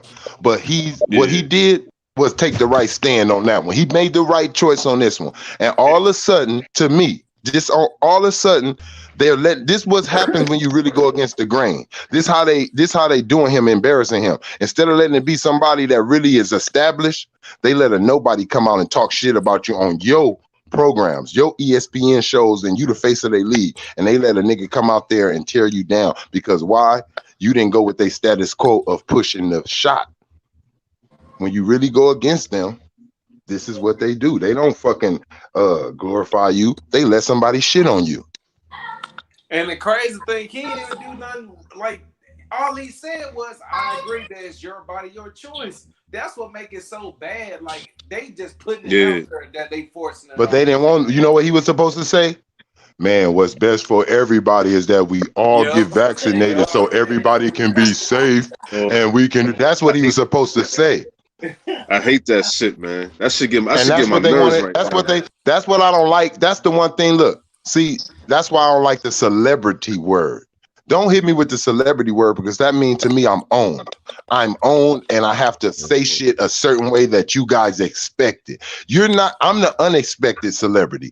I'm not going to say what y'all think. I'm going to say exactly when you ask me that question, I'm going to think about it. And the shit that formulates in my mind, I'm going to say that. I'm not going to say what you wrote down. I'm not going to say what nobody advised me to say. I'm going to say exactly how I feel about that shit. You don't have to agree with it. You don't have to like it. Some people going to agree with it. Some people not. But don't judge me like I'm the only person in this world that feels like that. I'm not going to never use my power for evil or to gain something like on somebody and fool them. It's your choice, man. Now you're taking people Fourth Amendment right away, man, on just the freedom of what they want to do and what they want to say. He just said something and a nigga got to get crucified. Yep. He didn't say, go take the shot. He didn't say you stupid if you don't take the shot. He just said, do what you want to do. But how they look at it, you basically not giving nobody an ultimatum. Like you just basically leaving it in the air. They don't like that. They want you to step on the side of the line. What side are you on? That's what it's all about. Hey, Trayvon, you remember in the press conference, right? One of the reporters asked him, why won't you basically use your celebrity to tell your own people to get it? Basically tell them, why won't you force it on your community to make them get the shot? Like tell them ain't no other choice but to get it. The reporter asked him right after that very answer he made it. You know why he can't answer that? Because he don't believe in it. Force it on people who don't get it. Because he don't believe in it. He don't believe in it, bro. And he's keeping himself in the middle safe. Look, if y'all keep pushing me, I'm going to come out and say the reason why I ain't telling nobody to get it. I'm gonna tell you why he ain't just saying get it, because he don't believe in it. You don't tell people to do some shit you don't believe in, bro. Because if it backfires, if LeBron say get the shot and motherfuckers get fucked up out here, he ain't fit to be in the front of that. Man, I'm getting tired of this bending shit. None of these pharmaceutical companies, they ain't got no ownership over if you get infected by it. If you something happen to you, they ain't got to do nothing about it. None of these jobs. Word. That's mandated because my You job. see what Jay Will. You see what Jay Will. Hey, you see what Jay Will said. Jay Will got on TV on First Take and said, "Look, I got vaccinated and still caught that shit." Word. He said, See, "So this the I whole understand." difference, So he told him, "I They got understand." a dude with the the Cowboys hesitation. dealing with that right now. He chose not to get vaccinated, so Whoa. they put him in the Can y'all hear me? protocol. Wow. Yeah, you good. All right, And good. then All right. once they put him in the protocol, he caught the shit. But he still ain't get vaccinated. But he supposed to come back after 2 weeks. This been the second week. So he supposed to miss at least one more game and he gonna be back. So a lot of people not getting that shot and they still letting them play. And everybody know in a new $1 billion stadium, you have to be vaccinated. You got to show your card that he must be a fan to get in the game. So if y'all not pushing that in that sport, why y'all pushing it in this sport? That's all I'm saying. It's motives to this. It's levels to this, Jay. Hey, I go chop it up with you behind that shit, bro. I ain't gonna do it on here.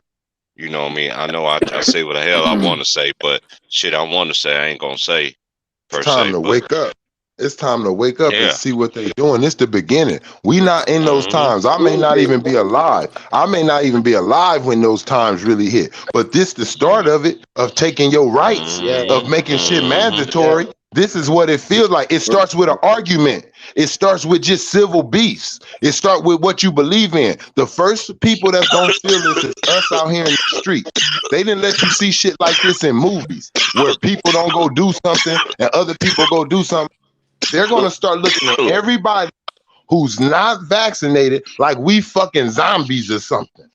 Hey, what movie was that? Hey, what movie was that? Hey, what movie was that? I'm trying to think. I forgot what movie it was, but I'm gonna tell you a movie I do remember. I remember Demolition Man, when it was a certain amount of people that didn't do something and they had them living underground in the fucking sewers and shit, and they called them the rebels and shit. That's where that's at. And that word is used in the Bible. That word is used in the Bible. The rebels and people out there in the wilderness. That's the people who ain't doing what they want. The people that's gonna be running around in the wilderness and shit.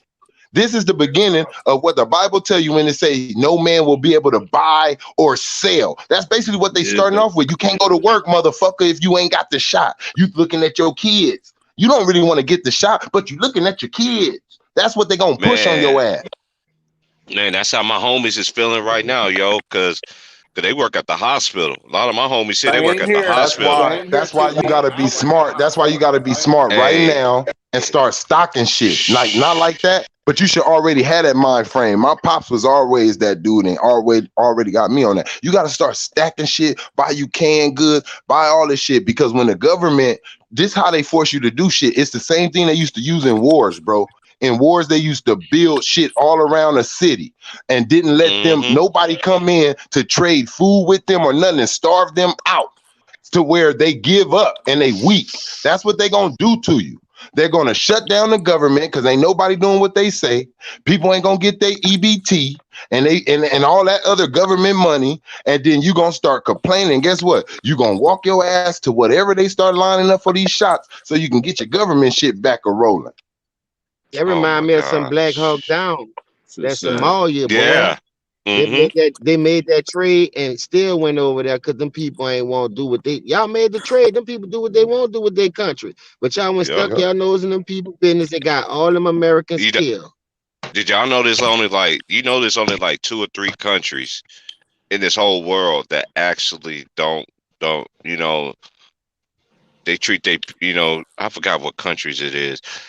And that's really true about Amsterdam too, y'all. They are paying men to come to Amsterdam, live in Amsterdam, because the women say there's too many gay dudes out there. I was like, what, in Amsterdam?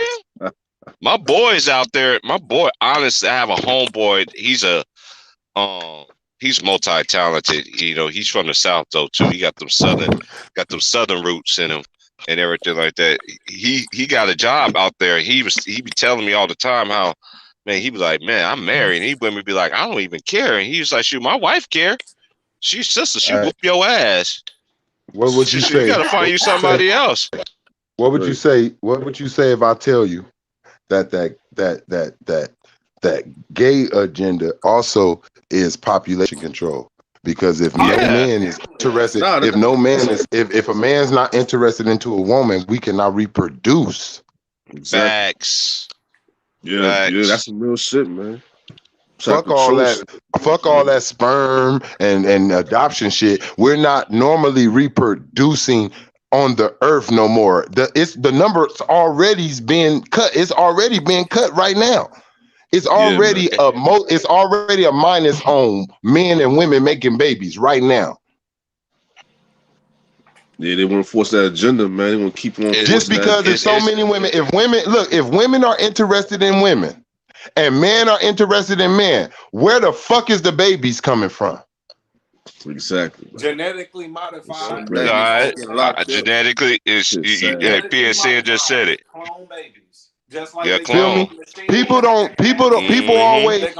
always looking at some shit in the small view. Look a little further down the road, motherfucker. Look. I know it's scary, but look down there. Man, I ain't got time to wake people up, man. Don't be scared now. Nah, I got some time. I don't know how much I got. I got some time though. As long as I'm breathing, I'm waking shit up. Mm-hmm. I'm waking shit up around me.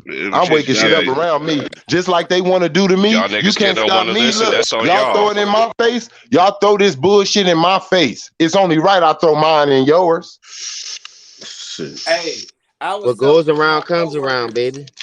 Yeah, nigga, you ain't gonna just tell me, hey, James, look, that's my freedom of speech. Like, just like niggas don't know when the police talking to you and you ain't on shit and you ain't under arrest, they just coming up to you, just asking you normal ass questions just because you look suspicious to them, and they say, oh, be quiet, don't say nothing. You keep talking because that's your Fourth Amendment right there, freedom of fucking speech. What you mean, be quiet, sir?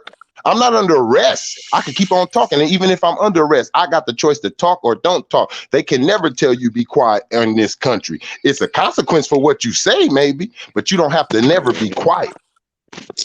Man, fuck. You gotta know shit, man. You just gotta take a moment. Go ahead. Don't be scared. They gave it to you on your fucking phone. Google, it's gonna answer you. All the answers they put on there for you. Yeah, whatever they put, man, look, everything that you've been, people don't believe you about certain shit, right? But I'm going to tell you this. I don't know none of us. How many people been out of space? I guarantee you it ain't 100 yet. I guarantee you it ain't probably even 50 people that been out of space like that. So everything that they telling you about that space out there is hearsay. You don't know for sure with your eye. Everything they show you is a picture. Ain't nothing moving, ain't nothing live or nothing. It's all pictures. They showing motherfuckers the same picture of Earth when I was in school. Mm-hmm. You mean to tell me that you mean to tell me that you mean to tell me this massive land ain't changing? This ain't nothing the same each day. A mountain is not as tall as it is each day. A river is not as deep as it is each day. You can't be showing a motherfucker the same picture of the earth trying to say it looks the same. Clouds are not in the same place every day. That's a fact. Man, look, all right, man, keep on believing it. Y'all believe what y'all hear. Y'all ain't seen that. Y'all tell a motherfucker on Earth, though, I'll believe it when I see it. Well, get your ass in a rocket. Stop believing what they tell you up there, too. Get your ass in a rocket and go see that shit before you believe it. Right. Yeah, fuck that. Nigga, I don't give a fuck. Because he said the Earth flat. Come on, man, look, James. They told us, fall guy. James.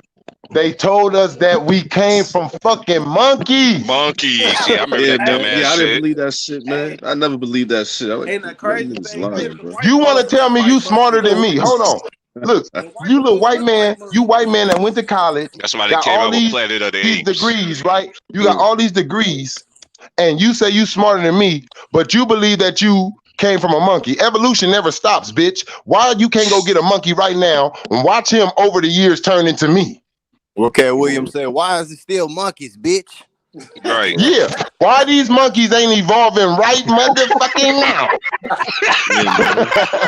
Still got all these Mighty Joe Youngs running out But here. you know, look, I had a real argument, James. Hey, James, I had a real argument. James, look, I had a real argument. I came back and told my mama. I said, Mama, you got me an F in class today because you got me so much believing in Jesus and God, and this damn teacher trying to tell me we came from monkeys.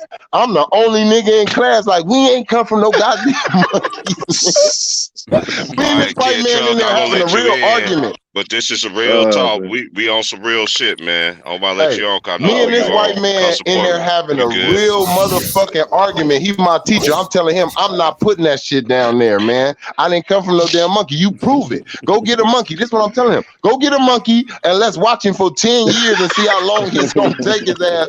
You should see some him.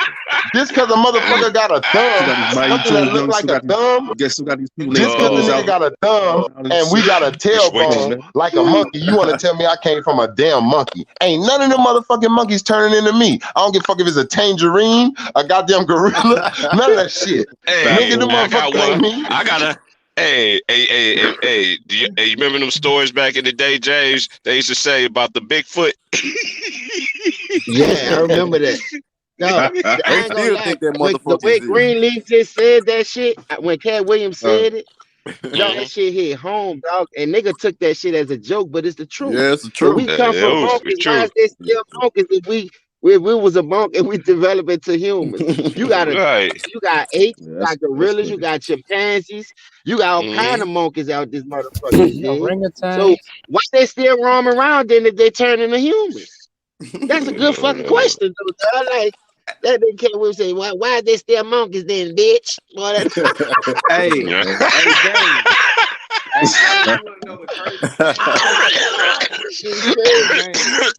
Crazy, man. Y'all listen.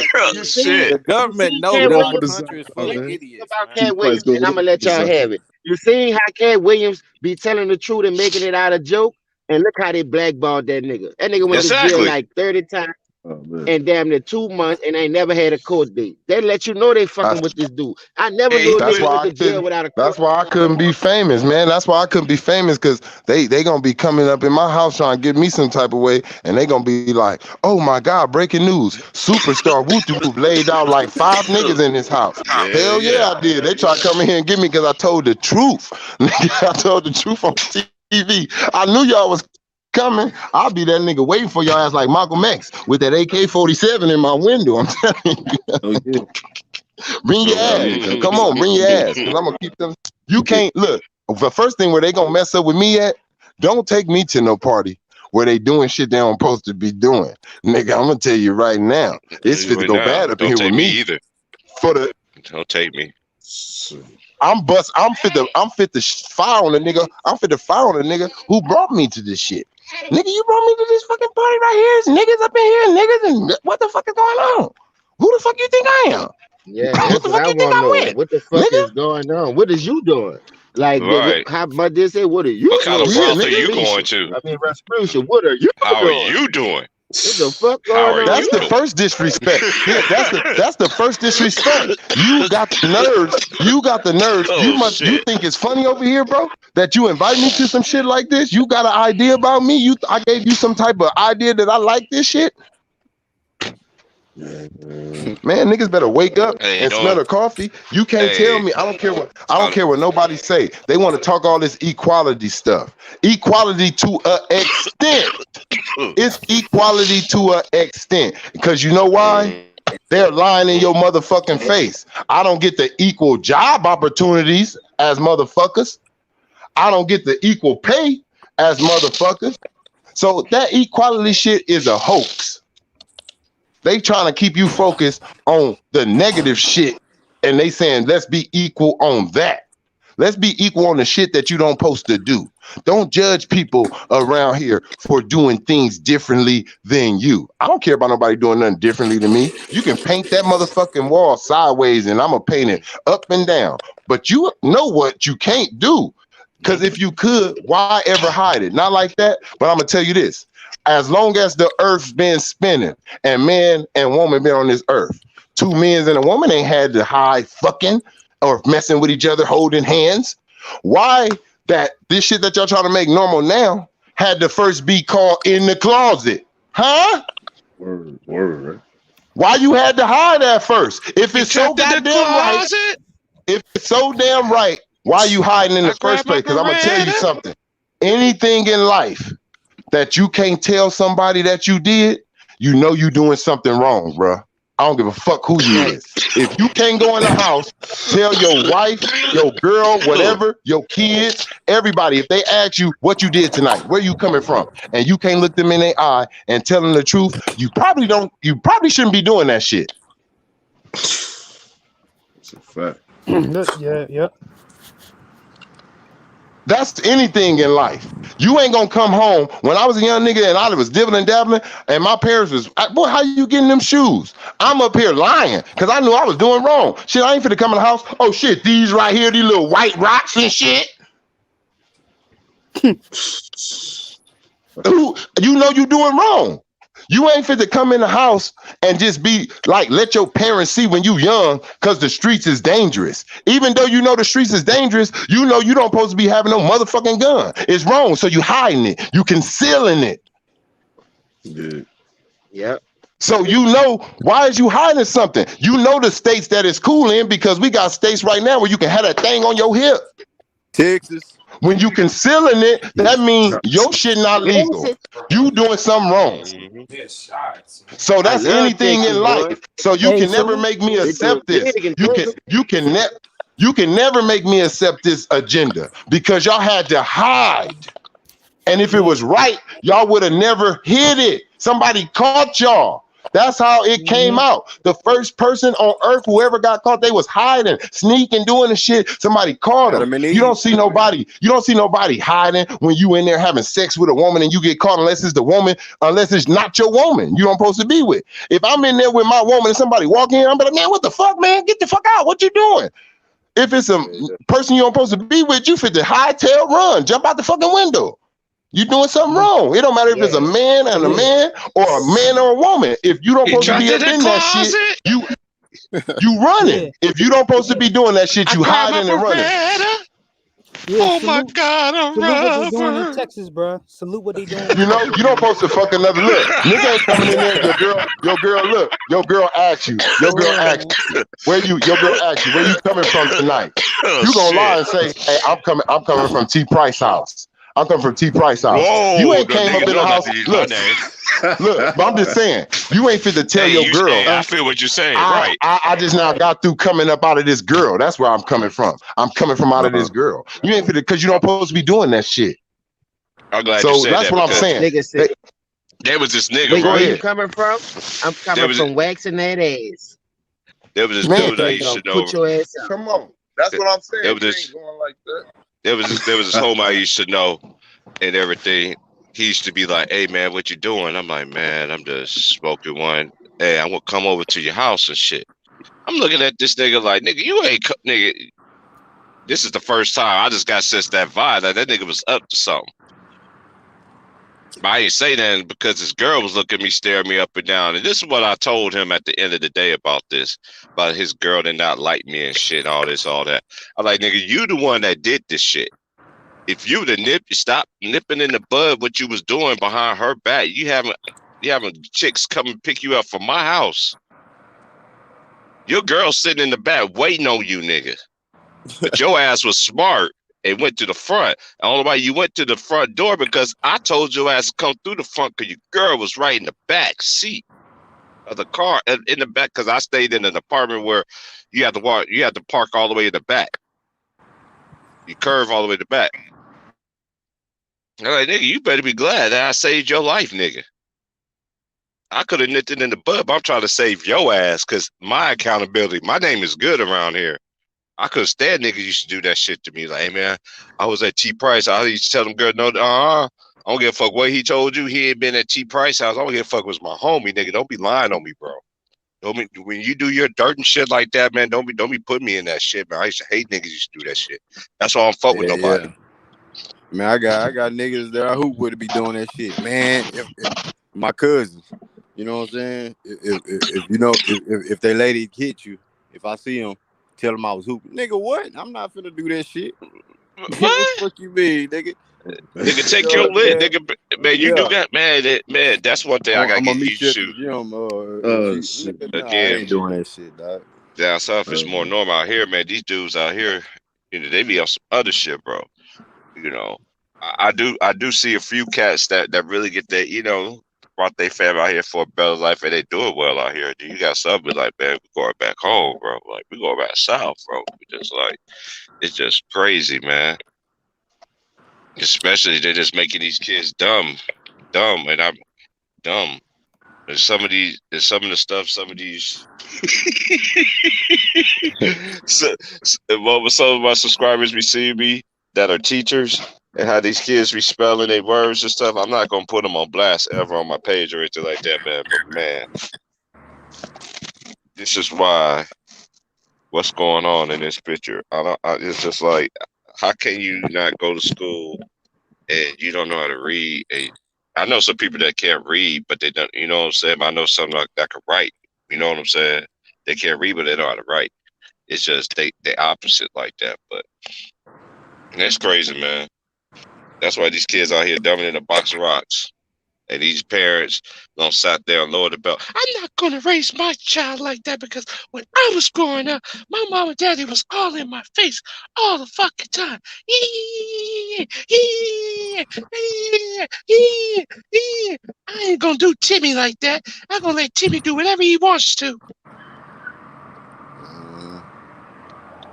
Man, I used to see kids. I used to see kids down south. Timmy was on them damn leashes and shit.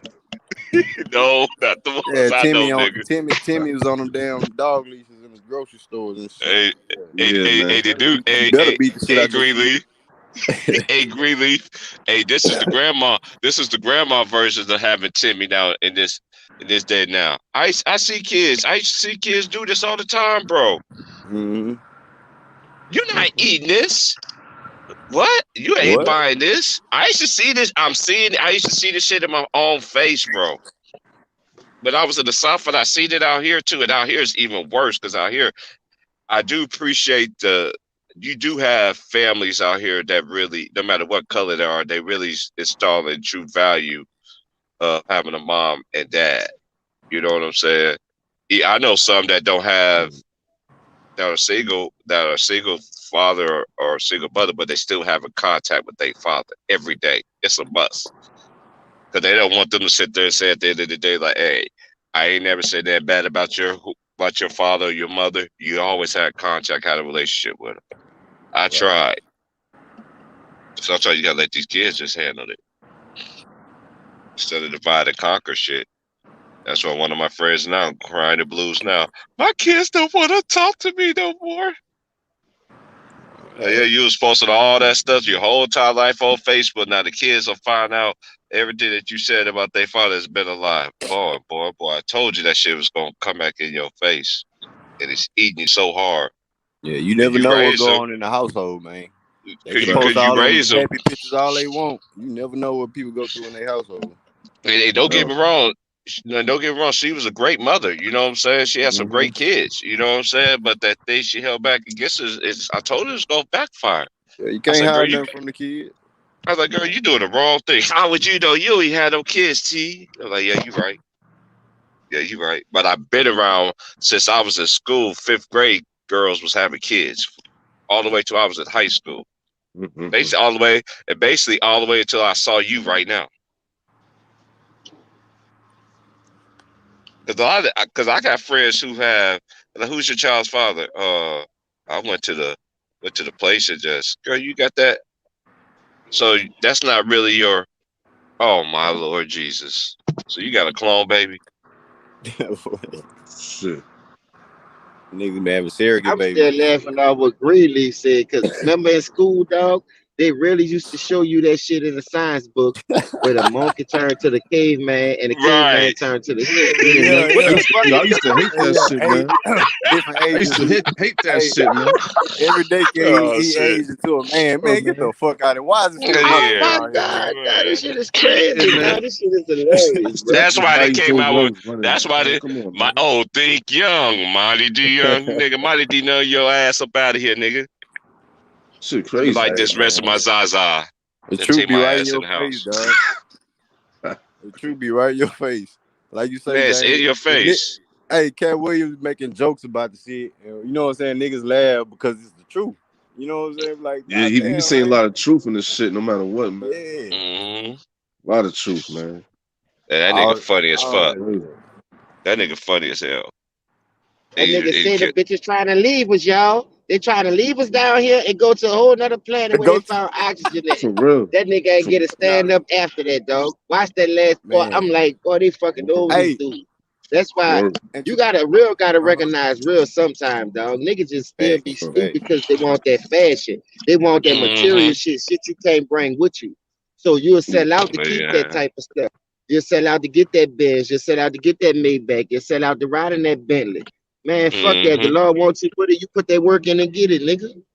You ain't gotta be snaking your own people to stay on top to get that shit. Yep. That Cat Williams he was selling that truth, man. Like, y'all remember the only reason, like, no knock to Kevin Hart, but the only reason he got on because Cat Williams got in that trouble. That truth. You know what I'm saying? Then they talking about Professor Ogilvy. Is that Professor Ogilvy? All that shit was in the kissing another man. Oh, you talking about them parties, right? You talking about them parties, right? Party this shit. You walk into the wrong room.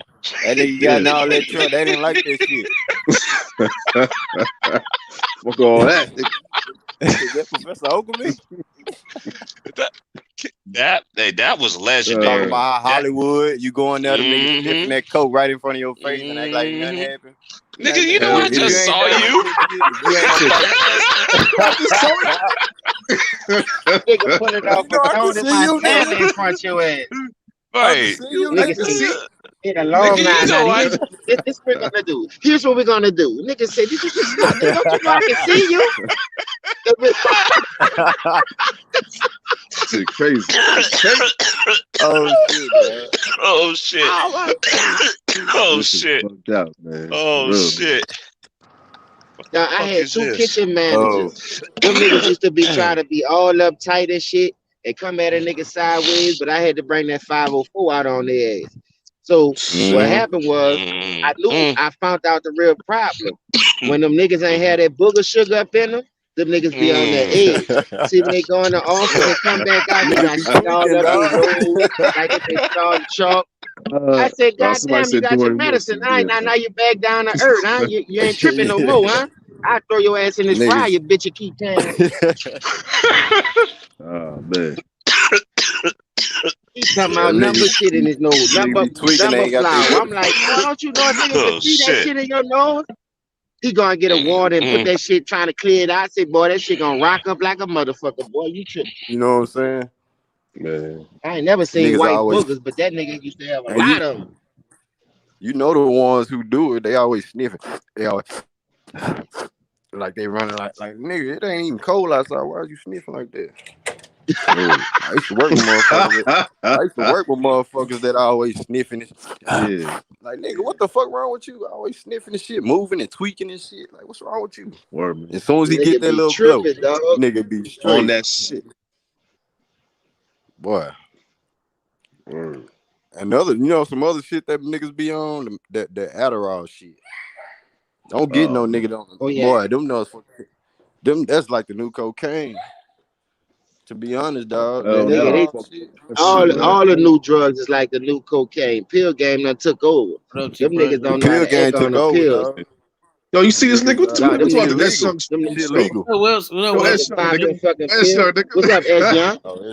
What up, What's wrong? You said the S Young Strong show. What the fuck you saying, nigga? Yeah, I just took over your show. Yeah, I told you. Get the fuck out of here, nigga. You lost your mind. What's wrong with this nigga, right? Man, don't hate the play. It's too early for this. Man, don't hate the player, hate the game, man. Don't be taking shots early. How well? Yeah, this nigga, shit crazy. He trying to steal your name, man. Yeah, man.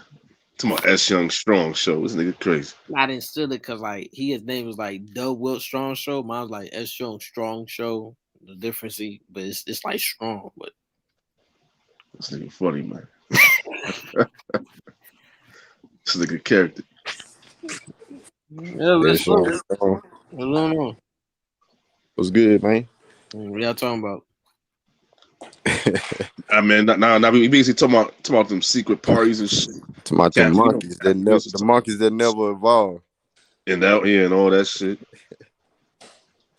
You know what I'm saying? They still Mighty Joe Youngs and Congo looking motherfuckers out here running and shit.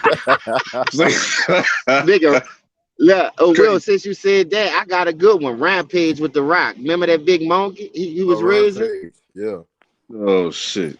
King Kong. That nigga got out of hand real quick and tore the city up. Man. I mean, oh shit. That was weird. Nah, shit remind me of Eyes Wide Shut. Y'all saw that shit? Eyes Wide Shut. Eyes Wide Shut. Nah, I heard that. That's I heard movie, about though. it. I ain't never peeped that. Nah. Remember like yeah. Yo, you gotta watch that shit, man. Because the shit that Cat Williams was talking about, man, that shit in that movie, man. I'm like, damn. Shit crazy. We talking about that secret society party shit. Oh yeah. When you see people doing some shit ain't supposed to be doing. I mean, like,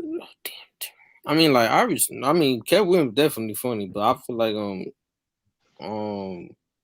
he be like going too far, like when he just got like Cedric Entertainer and stuff. Like I feel like, dude, you going really too far with that. You know, him stealing. What he say about Sid? He said, what he said? He said that Stead was stealing his jokes. Oh my god. The Space Soda joke, and then you talking about what he did on Kings of Comedy? Talking about if we go to the moon, we going too. Oh man. And then Cedric respond to that like, yeah, that was way before Cat Williams even came. Cat Williams been around for a minute though. He been like, what you think about him saying if they did a comedy versus, he said he'll roast everybody that not Richard Pryor. Me personally, I know Richard Pryor is the one. I don't know. I'm gonna keep it real, y'all. Niggas, it's just been a long time, but niggas forget about that boy Eddie Murphy, man. I'm just saying. Exactly. Yeah. Thank you, Eddie Murphy, man. Eddie Murphy, nigga. I don't know. I'm gonna be honest. I don't know no comedian. While everybody keeps saying Richard Pryor, I don't know no comedian that passed that passed Eddie Murphy that then came after him. Like look how big he is, bro, and just look at his delirious. Look, he ain't even get to do all. He didn't have to do. Let's just keep it real. He didn't have to do all the stand up these niggas doing. That's how good he was, bro. His shit was breaking records and shit. But especially in the 80s, man. Eddie Murphy sold out the Garden. Eddie Murphy sold out the Garden, bro. Before everybody was doing that shit, he sold out the Garden. The Garden. But you said is that Eddie Murphy? You said that Eddie Murphy can go. You saying Eddie Murphy can go 1-on-1 with Cat Williams on the ropes? I don't know comedian. I know live jokes right now. They talking about their catalog. I don't think no comedian in today's age, I don't think none of them hit. How they want to say Richard Pryor only? No. Y'all haven't hit as hard as Eddie Murphy yet. Just think about how hard Eddie Murphy hit. He opened the doors for y'all. Ain't no comedian on Eddie Murphy level. It's not another comedian, not even Chris fucking Rock. Nah, Eddie. I'm just being honest, bro. It's just been so long. Eddie didn't do a lot of stand-up. That's why he's not really looked at like that in it. But the nigga did 2 of them. That's legendary. That's what's the difference. You niggas got a lot of here and there's. Ooh, this one's good. That one was all right. Eddie had 2 legendary ones, and they was like, man, we need you on movies, nigga, so everybody can see you in one wop. No, you gotta understand, man. We'll come to Raw and Delirious, niggas. We're gonna stop those 2 shits, man. Come on, man. He's the y'all wanted that, and that's what nigga, and that's another thing I don't like. I understand you can be your new funny and you can set a new path, but don't act like Eddie. You wasn't watching Eddie and laughing and saying this nigga is the funniest nigga on earth. Like when you was before you was whoever you are now. But I'm just being honest.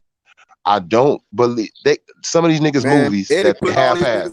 Tell me any of these niggas movies that's did better than Beverly Hills Cop, and Beverly Hills Cop ain't even the nigga movies from Eddie Murphy. You know what I mean? Yes, it's go to Harlem Nights. Yes, it's go to Harlem Nights. Tell me a comedian movie, they own movie, they the star, where they they got all that power in that shit like that. And that's Eddie Murphy too. Yeah, like come on, man. Martin is probably Martin is right behind him. I look at Martin. Martin is behind Eddie.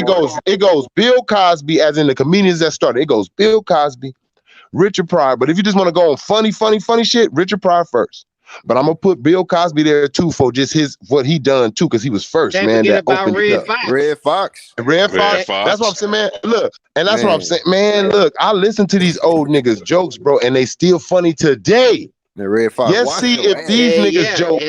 Let's see if these niggas jokes can stand that test of time, bro. You can go back right now, and we can be honest. We sit up there. If a nigga pop in a DVD of one of these niggas right now, and you seen it already, you gonna be like, bro, I don't want to watch this shit. But if we go back and watch an old school Red Fox, nigga pop in Red Fox, Richard Pryor, we gonna watch that whole thing, no matter how many times you've seen it, because it's something different about it, nigga. Man, I can watch Which Way Is Up to this day right now. Richard Pryor, that's what I'm talking about. I got that. Which Way Is Up, boy? I can watch this. And Richard Pryor started that with the acting and playing all the roles. All them different roles. That's where Eddie get that from. Come on, man. That was his man. That was his hero. That was his Michael Jordan. Richard Pryor was Eddie Murphy is Kobe Bryant, and Richard Pryor is his Michael Jordan. I agree. Word. That's what niggas don't understand. That's why they ain't gonna be better than him, because they didn't get the tutelage from Richard Pryor like Eddie did. I'm just being honest. He got the tutelage from the GOAT. He got the tutelage from and Richard Pryor tried to stay away from that motherfucker. And he was like Kobe. Man, I swear to God, you're gonna give me some knowledge. I'm gonna call you. Don't y'all know Richard Pryor was supposed to be in Coming to America? He was supposed to be his daddy, nigga. He turned that down. He was like, why is this young? Go look at the autobiography of Richard Pryor. He like, why is this young nigga so much trying to get me to be in somewhere? I'm like, oh me, don't he see that we competitors? Like, can't he see that we competitors and shit? And he just made him love him, man. Richard Pryor said, he just made me love him, man. I just understood it. And then he was like, I had to realize that if I do teach him how to open up in certain moments and how to do this, my comedy stays alive as well. Stop that. You gotta know how to pass the rock. You can't ball hog it, because who gonna pass the real shit down for these dudes to be successful? You know you're not gonna live forever. That's what's missing in the league. That's what's missing in the league right now. They missing that knowledge. They missing that true knowledge and everything, man. Yeah. Kobe used to give the knowledge. Don't nobody do this shit today. They killed that nigga off. We already know that story, man. Don't nobody. I'ma just be honest. Cat Williams, all them niggas, they pretty old. They pretty old right now. Like, you know what I'm saying? They pretty up there. Like, they ain't like old, but they almost there. Look, this nigga.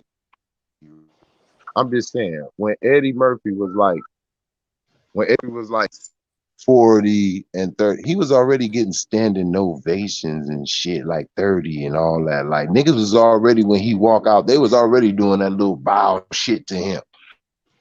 These niggas that's why I say you're not on his level. I'm gonna tell you, when you on a nigga level, you don't bow to him no more. You understand? Yeah, but listen, know why I agree with you 1,000,000,000,000%? Because Eddie put everybody on. Cat Williams, Eddie Griffin, and Norbert, Martin, and Life. You know what I mean? Look, not it's just go further than Life. Boomerang. It go further than Life. Boomerang. He put him on in Boomerang. Boomerang. All in Boomerang. Word. He was putting Chris Rock. They put Chris Rock in Boomerang. Yep. Dave Chappelle, Nutty Professor. Yeah, I put you on, man. Alec Greer. Yeah. Yep. Come on, man. That's what I'm saying, man. Eddie gave niggas shine, bro. And he wasn't a jealous ass comedian to where he was trying to throw a movie out there if he seen another nigga trying to come up. If you remember, when Boomerang came out, that's when Martin Show came out. Oh, yeah. So it was setting them up. That's my girl right there, man. Look, God do you damn, know what that makes a nigga like Martin? Look, you gotta think what that make Martin. Look, you gotta think what that make. You gotta think what that make Martin feel like, because that's like his mic. You feel me? That's like his mic too, in a way. Kobe, that's like his mic. He looking like, damn, I just did some dumbass, like not like that, but I just did like some basic house party movies. And the next thing you know, Eddie Murphy watching me talking about I love what you did, man. I didn't like it when he did this part right here, though. He, Oh, man, I hell don't get no no. fight. That's a man right there. I don't care what nobody say. You see that white guy right there? That nigga went out there. He said, "What are you doing? Telling her our business. Telling her how I move my ass in bed and everything." Yeah, she telling me all at the table how I move my ass in bed. How I move my ass. How I move my ass in bed. I said, this nigga, hey. I said, hey, look, Eddie, the only nigga that can make really like normal conversations be funny. Like, yeah, because you would really tell somebody that. Like, man, nigga, why this bitch up here telling me how I move my ass and all this shit? He made that shit funny. Yeah. That nigga was burning that chicken. And then he talking about no. And then that nigga, hey, look, the whole role switched on that nigga. That nigga was feeling like the female. Used, abused, cold, alone. He finally felt how, if he felt how it felt. Like, ooh, I got used. This bitch just want me for the sex. I'm in love. And she just want me for the sex. I'm in my feelings. Playing that nigga, man. That boomerang effect, man. That's crazy. Yep, the boomerang effect. She had hammer times on her toes. That old lady, dog. How the fuck you hit that old lady? Hey, look, you know what? He did something. Look, I'm gonna show you something. Hey, he did something that a lot of niggas and right now doing. They trying to get that raise. They trying to get that spot. They like, I gotta go up in here and fucking take this dragon down. There's a lot of niggas right now messing with something that they know they wouldn't be messing with. Talking about this my girl and shit. Just getting that money from her. Got a good ass job, don't she? Look at this nigga. I'm gonna whoop his ass. I'm gonna whoop his ass. You get ready to be a rich nigga? Hey, Wills. Hey, Trey. They be getting that money. They be getting that money because they know the women be giving them num-nums. I know some that be doing that shit, though. Since we all confessing. And when I went to California, I ain't gonna lie. After I went to California, they had a lady. She was 45, and I was like 20. I about to make 28 at the time. Katrina hit. I was 27 when Katrina hit, so I was about to make 28. I just got to California. She stayed in an apartment next door to us. Man, and the chick who I was gone with, we was already at each other's head. We done lost everything. That's what they wanted. They got families beefing. You know what I mean? I'm like, God damn, where we gonna get our next meal from? We living with your uncle. So this lady, she was 45, bro, but she ain't look 45. I thought she was at least 30 something. And she was like, baby, I'm pushing 50. Ooh. I'm like, hold up. So I'm like, so what you saying? You feel me? She was like, man, I like what I see. I like your swag. Ain't you from New Orleans? I said, man, hold up, bro. I said, let me think about it. I said, my girl. Damn, like, hold on, man. I'm about to do something. Yeah. I said, man, my girl added your dig. I said, but I read it on rock like that because that shit could break up a happy home, and I ain't really got nowhere to go. I'm gonna have to go back to Louisiana. I like it out here. Nah, baby, you could come with me. She said, come over here. I went in her house. It smelled so good, dog. Like potpourri. She was cooking food on the stove. She almost had me, dog. She almost had me. Almost had you. That food up. That food almost got you. That shit trap you. That shit trap you right boy, there. I ain't smelled this shit since I went by my grandma's house. Like, you cook every day? She was like, Dave, I cook every day for my man, but you can't find no good niggas out here. But she was like, it's something about you. And I see you trying. So she said, whenever you get ready, come holler at me. Let me tell you something, James. I stood out there for 4 years. Dog, the last 2 years, man, that girl had got into it. I was living by my cousin. That's when I started fucking with the old school. But the old school, bro, she just, like, it was something about it. Like, dog, I'm young, and I say, nah, man, this ain't gonna work. I don't want to make it seem like I'm with you because no money or none of that, and you cooking every day, and these young bitches don't. But I can't do it, bro. I gotta rock like how I rock, you feel me? And there ain't nothing wrong with that lady, though. I swear to God, ain't nothing wrong with her. Hey, James, this lady was so fine, bro. She was look 45. She almost had me. Yeah, you about I gotta be appreciated. Hey, I had to make sure I was Man, appreciated Cali because right now, nigga. when you turn I would have never when came you back to turn you if that I hooked down, up with her. when you turn that I juicy turned that fruit cougar down, down, man. I should have never turned that look, cougar when down. you turn that juicy fruit down, I was so mad one time, man. Look, I turned some juicy fruit down, man. And I come back I could be still and I'm getting yelled at. I'm getting yelled at. You know, immediately what popped up in my mind. I said, I'm right here getting yelled at. And I could have been in Bliss getting juicy fruit right now. And I'm here. They you know, G, I promise. Trey, that motherfucker said Kelly, dog. Because that's how she was coming at me. She know I had lost everything.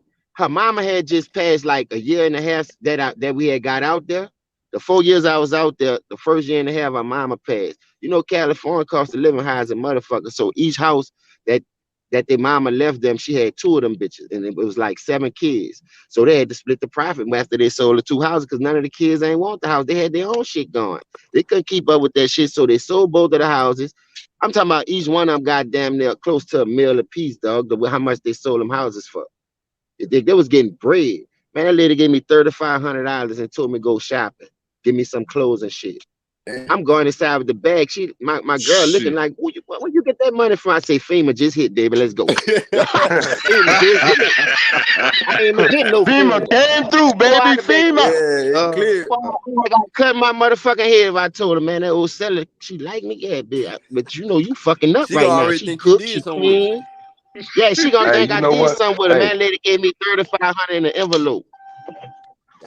I know everybody like compliments still though. That's why I never trip. I never trip, man, on my girl. Like when she get out the car, she walking and I see niggas. As long as you don't be on no disrespectful shit, you know, you can say, "Oh, you look good today." I can be all that. You can say all that to my girl. "Oh, you looking very good today," but just don't start trying to get at her. You can give her that compliment because hey, I don't mind them neither myself. I think everybody, especially as you get older, and you know, I think sometimes not just from the person that you with, you like to hear somebody say that ain't your woman or ain't your man, like you look nice today. It just lets you know that you know you taking care of yourself, and it ain't somebody that just you feel like they just gotta say that shit because y'all been together.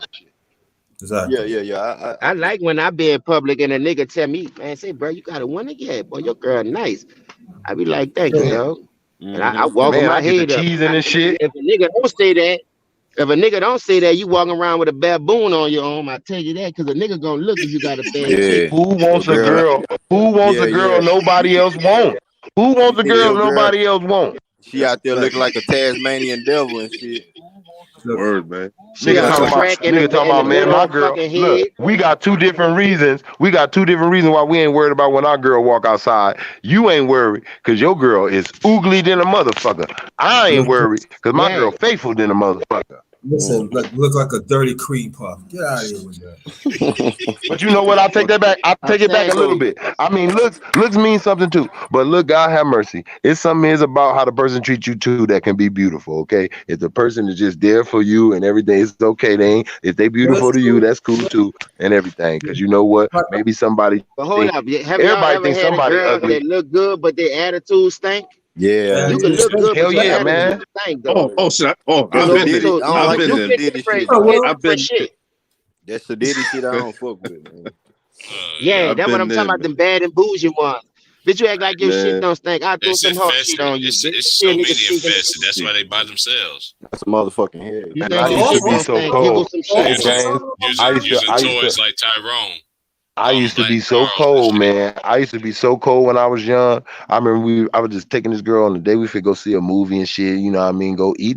Just do all the little routine. Just go and do all that little shit, man. She got the like popping that shit out the side of her neck to me, man. I swear, she ain't even notice how the route changed, and we was on our way back to her house. She ain't even notice it until we ended up back in Long Beach. She started looking at these familiar streets. She like, what we doing back right here in Long Beach? I said, oh yeah, this date is over. It's over, baby. I ain't finna do no. I see right now. I see the future with you. Man, look, man, I see the future with you. It ain't bright. I see a whole lot of darkness. I don't want to fuck with you no more. That's how easy it is for me, baby. I'm good in the motherfucker. La la la la la. Straight up. La Yeah, I ain't one of those niggas. I never been one of those niggas. I never been one of those niggas like, see, and I think that's a lot of niggas' problems. Sometimes you get one of those girls that's so pretty, right? She got all the shit you want. Everything everybody want, booty, titties, everything, pretty hair, she pretty, everything. And you so much don't want to be that nigga that lost that. Or y'all broke up and now another nigga that you know or somewhere around the way he hitting that, you so much don't want that to happen that you are keeping yourself in a fucking situation that makes you miserable. You gotta let that shit go. Yeah, nigga, that was me, man. That was me 3 years ago. That was me 3 years ago. It's a lot of, hey, we're on some real shit. Hey, I went through this before. 2 years ago, nigga. I went through that. Look, I'm gonna tell you what I shook it at in high school, bro. I shook that shit in high school. I had the baddest girl in high school, and I knew other niggas wanted to date her through the semester. Like, if I dump her now, niggas gonna hurt. I just was like, I'm gonna ride it out. I'm gonna just ride it out for the whole year, and then you know when everybody come back to school, it's like, yeah, we ain't together because I didn't want nobody to date. I said, you know what? But I really don't want to be with this bitch. What type of hoe ass nigga shit I'm on? I just like let this bitch go on and date somebody else. You just get you a bitch and make sure you let her be the baddest bitch. Like that's how you gotta do. Like, man, you can't be holding on to you can't hold on to nothing for nobody's sake. And it's the truth. For no kid's sake, for nobody's sake. If you sad, man, if you're not happy, because all that's gonna happen is you're gonna explode and something bad is gonna happen. You're gonna hurt that. You're gonna hurt her. You're gonna cheat. You're gonna do something like because if you don't want to be with somebody, you're gonna find a way out anyway. So just get the hell out of there. Yep. Yeah, man, preaching right now. Yeah. What's up, bro? Preaching. Hey, girls used to always tell me. Hey, girls used to always say like, why you cheat? Like, why you just don't like break up with me, right? And a nigga, I don't want to not be with you. I just had sex with that girl. Like, I don't give a shit about her. Like, you know, and it's like they don't get that, right? And I guess like we really don't get it though. That's what niggas don't understand. Even though you feel like, damn, she tripping and shit, I don't even give a shit about this girl. Let your girl that you give a shit about, not the girl you don't give, the one you give a shit about, let her go do that. And then tell you, I love you. I don't give a fuck about that nigga. You gonna be like, man, you gave that man my world. And that's how women look at us though. But see, niggas don't look at it like that. Girls look at us. Hold up. Yep. Just like we look at them, like a girl, she really love you. You her prize. She feel like you went over there and hit that girl from the back like you hit me. You was getting her. You gave her everything you be giving me. They feel the same way. Yeah, when you think it's about your mind, bro. It's like that nigga on. It's like that nigga on Best Man. You gonna it's that Best Man movie. You know how he was reading that book. Exactly, he was reading that book, but what he was seeing, he was seeing his girl and that nigga drilling, and that shit was fucking him up. That was fucking him up the most. Yep. I was with a girl before, man, who did some shit, Diddy bopped on my ass before.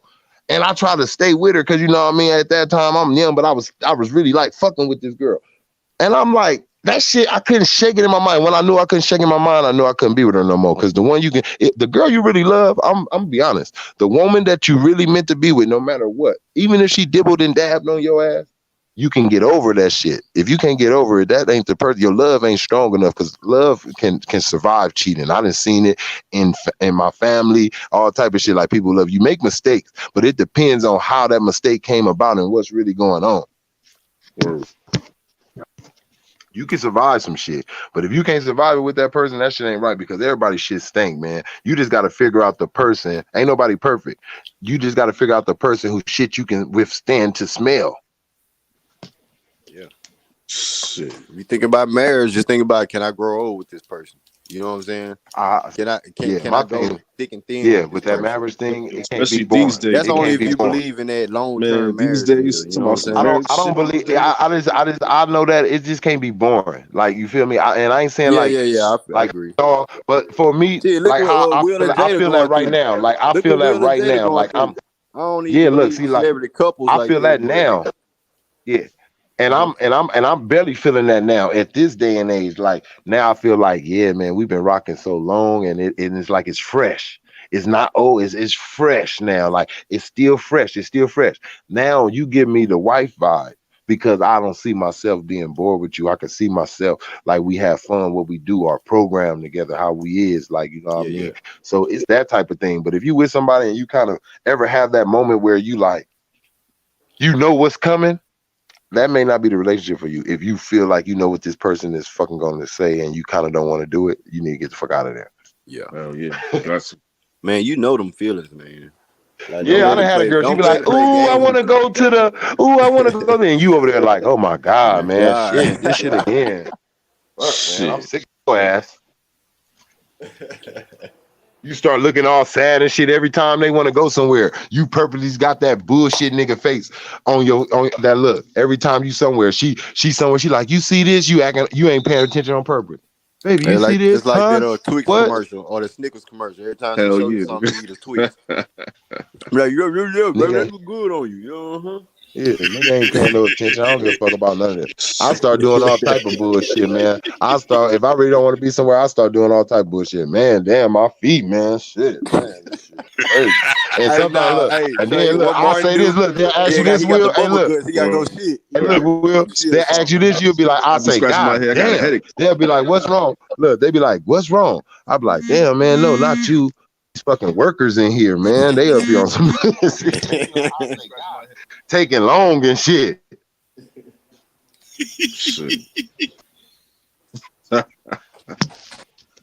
That's some real shit. Let you know. Don't ask me to. I don't want to do this shit no more, man. It's time for us to go our separate ways. This shit's stupid that you want to do. Like, I don't like this shit. And I don't like not being able to have a conversation with a woman. I want to be able to talk about anything. I'm talking about anything. And I'm talking about like just some shit that I wouldn't even think you know. You better surprise me. Yo, especially she don't support what you doing, whatever. And she said, oh yeah, I don't think you can. I used to be a little line. Hey, Will, I used to be old line. I used to be a little old line ass motherfucker. When I was in them streets, I used to tell the homies, I'd be like, they stupid. They want to tell these females they fucking street name. I used to get their ass some type of fake ass name. Hey, yeah, what's your name? My name Chris. Yeah, I had to remember that. That's a lie. I had to always remember I'm Chris. The same shit, nigga. Same ages. Shit, I'm lying about ages because I was always getting at older bras when I was young. Hey, how old are you? I'm 21. I had that hair on my face. Oh yeah, look, man. One of them found out I got arrested. She fuck around, come to my court date. They like whoop de whoop on my age. I look back at her. She like, ooh, I'm like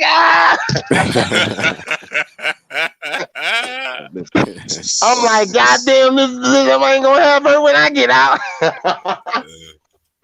Man, hell yeah. Boy, nigga used to be like, I always used to put my years. I always used to go about two years up on myself. About 2 years. I give myself 2 years. See, these niggas don't know what it feel like. Y'all got these phones and shit, these gadgets. Nigga, I had to go walking with a goddamn pen or a pencil, nigga, and some papers in my pocket, nigga. You know what I mean? And you couldn't let the girls days. I remember them days. You couldn't let them girls. You couldn't let them girls really know that you had it like that in your pocket, because then they knew what you was doing all day. Yeah, man. Nigga be like me now, nigga. We go to the mall, nigga. We'll meet right back up, nigga, by the food area, nigga. And we just like pull out the numbers. And don't write no fake ass numbers down neither, because we gonna call them. Nigga just be writing down numbers and shit, putting names on them. Nigga, you ain't get no damn number. I got like old boy said in the movie in Thin Line With Your Love, hey Bobby, I got the number. Man, you didn't get the number. I got a number right tell here. Me I'm the man. He said, tell me I'm the man, nigga. I'm the man, nigga. You ain't get the number. I like how that movie was funny as fuck too. That's a classic, man. That shit had a lot of real facts in that shit. Boy, when she had Martin tied up on the chair, I was like, Dad, this is the black person, this is the black woman version. This ain't what you call it? What's that movie? Misery.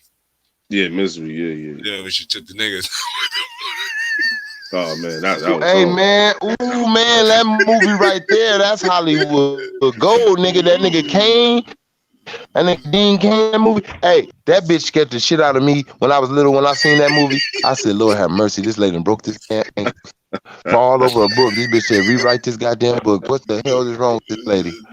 That nigga was in there hiding shit, sweat, hiding pills. I said, this lady crazy as a motherfucker. I was scared of her. Anytime I seen her, certain roles people play, it's like every time I see them in any other movie, it's like, man, you ain't never shaking that one. I don't care, lady. Bates. Kathy Bates. Yeah.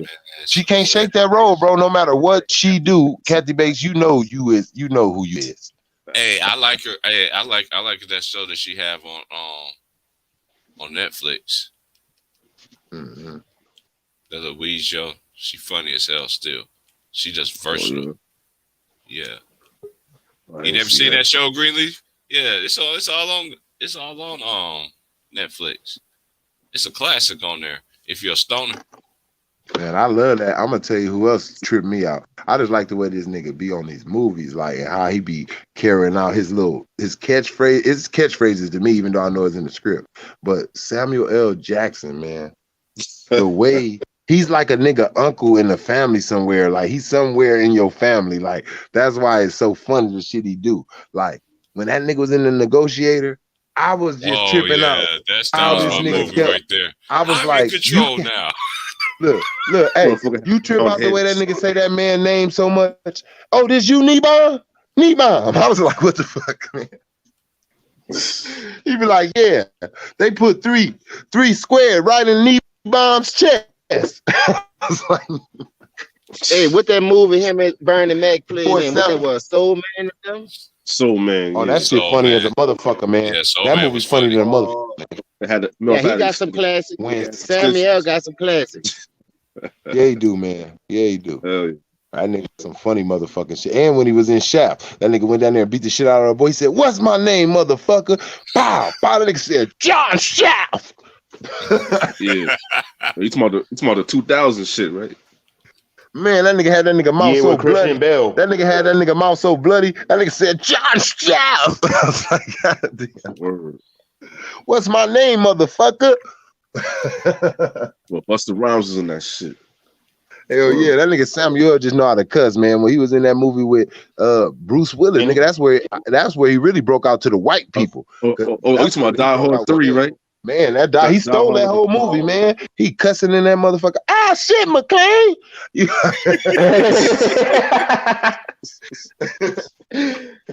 Oh shit. That nigga was up in there. He was like, hey, remember on the end when the bomb was going off, he was like, oh shit, I dropped it. That nigga Bruce Willis was like, you what? He was like, I've dropped it. Fuck. And then he tried to shoot the nigga. He came out with the nigga was eating the egg. He thought he had the nigga shot him in his fucking head. Oh shit. He said, see, you gotta take the safety off first. Nah, he was crazy that shit, Jackie Brown, nigga. When he killed Chris Tucker, nigga. Yeah, he put that nigga in the trunk and went around the corner and shot that nigga. Hey, he said, what just hop in here and hold this what gun. about that movie 187 when you playing that when you playing Russian roulette with that kid? And when he was on that chalkboard and that nigga threw that ball of paper on his ass and that nigga was like,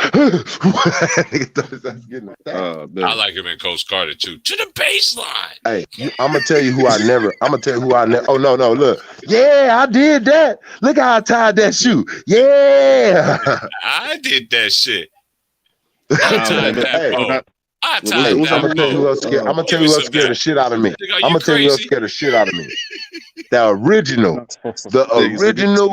Candyman. That motherfucker creepy. That black nigga. That's a creepy fucking man. That's a creepy fucking man. Just naturally. Tony Todd. Man, that nigga's creepy, man. Look, if I seen him, I'm gonna keep it real. I'll keep it pushing, bro. I don't want no autograph or nothing. And I wouldn't call him by his name, bro. I'm gonna call him Candyman. I'm gonna keep it real. If I see him, I'll be like, Candyman. He's always gonna be known as original Candyman. He's always gonna be. That's the man. Look, he's the scariest Candyman. I saw that. Hey, look, man, that nigga scared. That old black dude from Tales in the Crypt. That nigga scared the world, man. I don't give a fuck. That first Candyman scared the fucking world, man. This one ain't too much. I was scared. That first Candyman had me scared, bro. I ain't gonna lie, man. My older cousins used to throw us in the bathrooms. They be like, Candyman. I be in there crying, nigga. Mama, please. Nigga, I thought that shit was real, nigga. Nigga, I thought I would get my ass hooked up in there. Y'all know that's based on a true story, though, right?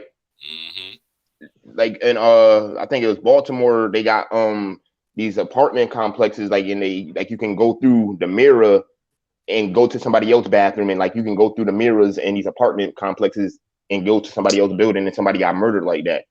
Man, fuck in real life. That's some crazy shit. And I can't believe my motherfucking ass. I never was. I'm gonna tell you. I'm gonna keep it real. I never was scared of Chucky. I was always that kid. I'd be like, nah, fuck that. I ain't gonna lie though. Look, I ain't gonna lie though. Look, they had me walking out my room. Opening the door real fast to see if my toys was moving. Yo, Chucky scared the fuck out of me when I was a little ass kid. I was like, I ain't gonna lie, nigga. Raise your hand. When I was a little ass kid, when you was little, T Price, nigga, I was a little ass kid, nigga. I was staying up watching that marathon on USA Network, nigga. Watching Child's Play 1, 2, and 3, nigga. I was scared as fuck. Hey, Will, you thought that nigga was gonna be? Hey, you thought that nigga was gonna be on top of your ass talking about I knew Bella. Yeah, nigga. I knew Bella. Hell yeah, nigga. Yo, that shit was scary back then, nigga.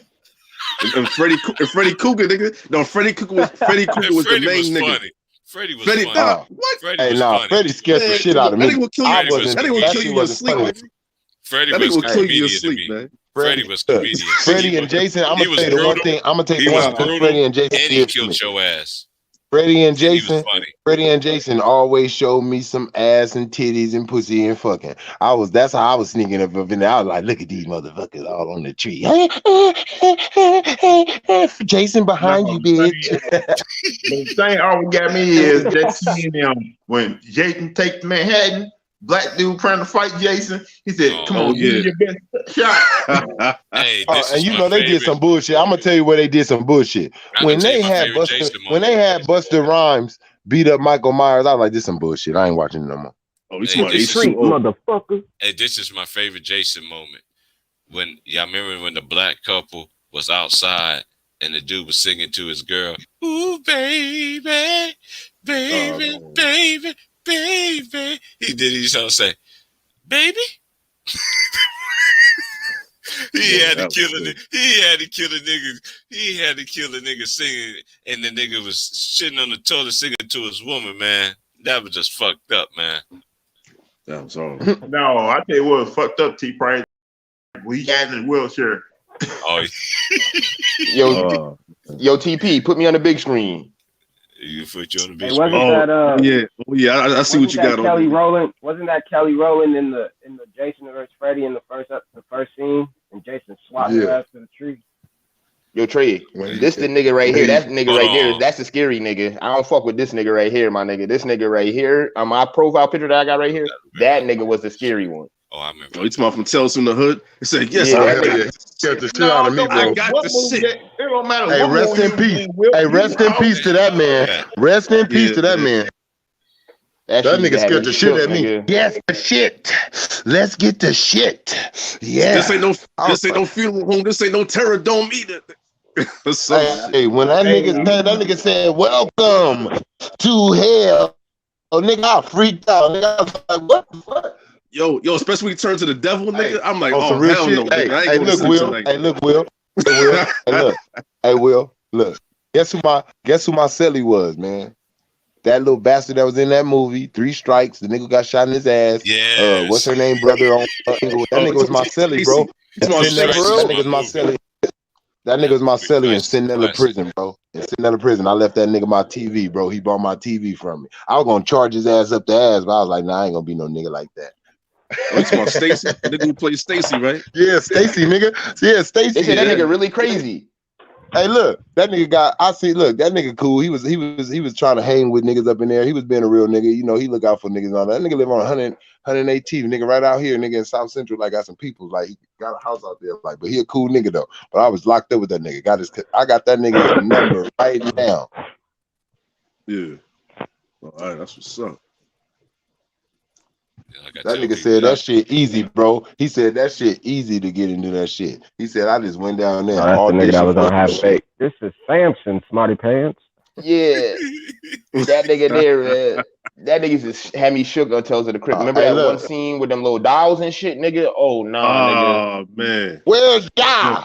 Where's Ja? We want Ja. Where's Ja? They fucked that white dude up, man. Them little dolls, nigga. Yeah. That shit was crazy. No, remember that nigga played on Hat Bacon? He pulled out that crossbow. That nigga dropped the Jamaican accent. He said, "Oh, I want to be the first nigga to die by a crossbow." He said, I remember when this nigga right here on his. I'm gonna do. Remember that nigga right on his profile picture when he played Cuban B. Yes, Cuban B. Hoodlum, nigga. He was a cold motherfucking hoodlum too. Oh yeah. Oh yeah. Oh yeah. Yo, ain't this the same nigga from Life? Is that the same nigga that's from Life that they killed? Yeah. Remember? No. Wait. Yeah, that is him. No, that is him. That's him. That is him. Eddie That's Murphy. the nigga from Life. He the one who had tricked. He the one tricked Eddie Murphy at the goddamn card table. Yes, he did. No. Yo, wait. That was Rick James. Nah, no. Rick James was the nigga that Rick James was the boss man that he had to go back. Will, think about it for a minute. Go back. White hat, card game, white hat. Card game. Hair slicked up. Yeah, that was him. Remember, he sliced the nigga. When the nigga slapped him, the cop had slapped him and he sliced the nigga. Yeah.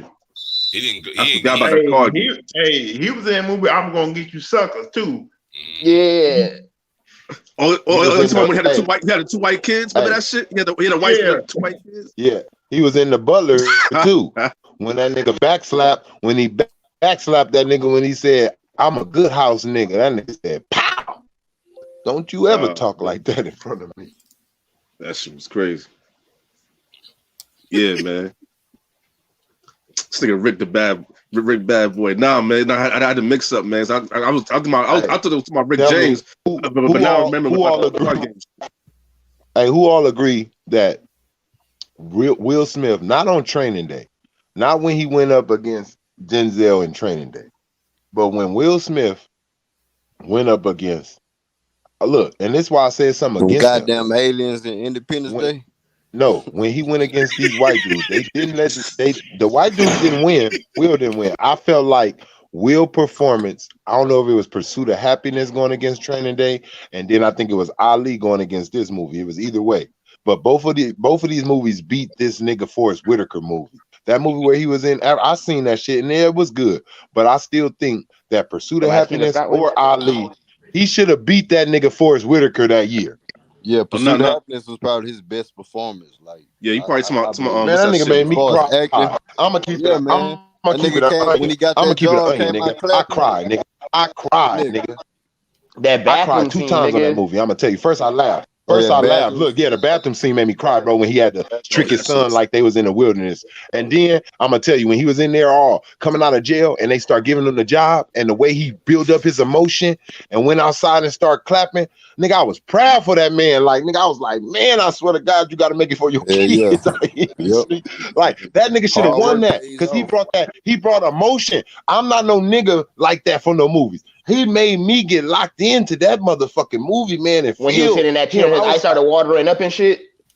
Yeah, bro. He got the job and his eyes started watering up. That shit was crazy. You know, because you seen his struggle, bro. You seen his whole struggle through the movie, and he thinking he ain't got the job. He coming there paint all on his fucking face, fresh out of jail, and they looking at him. This nigga been doing all type of shit for him. He been the only nigga having to get the coffee, leaving from his desk. All the shit, got hit by a car, lost his shoe, all this shit.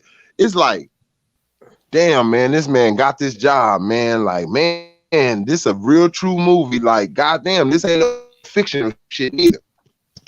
Yeah, that's real deal. That's a real story. That's he should have beat Whitaker though. I can understand. I understand y'all owe Denzel. I understand y'all owe Denzel for cheating him all those years. So I understand y'all giving that to him in Training Day. But Will went back to back. He went against him in that year, and then he came right back with Ali, or it was Pursuit of Happiness. I forget which year or what movie it was, but both of those movies for sure. No, I'm about to look it up right now for you, Trey. That was Ali. That was Ali. Hey, they're talking about he may end up winning one. So Ali, he made Ali first, right? Yeah, he made Ali Okay, first. So all right, he went against Denzel for Training Day with Ali, and In Pursuit of Happiness went against that goddamn African movie with that's better than that. I'm sorry. That movie, and look, I'm sorry, but that movie it catches more with the people over here. I didn't think they took Will Smith serious when dudes like that play serious roles. Hollywood don't take them serious like that. So they try to defer and give it to somebody else. That's because Will shits on that Oscar shit. That's why. Yep. But Will Smith was the first actor that was like that showed you to take that shit serious and on biopics, because you see how he transformed his whole body and everything to turn into Muhammad Ali. Look, not like that. I know Denzel got a bigger body of work, and they still two different type of actors. But I'm gonna say they both can go comedy and anything you want to do. They both can. But for Will not to have all the experience in acting as Denzel first love and everything was just straight acting, bro. Yeah, that's why Broadway, all that like shit. that. Will The drama. rapper first, and then flip straight to acting, bro. And they start On that low-key level? putting him. They don't put all these other actors who started, and they put him on Denzel level. When they say you can go on YouTube right now and say Will Smith versus Denzel. He's the only nigga that they put against Denzel, like who can compete.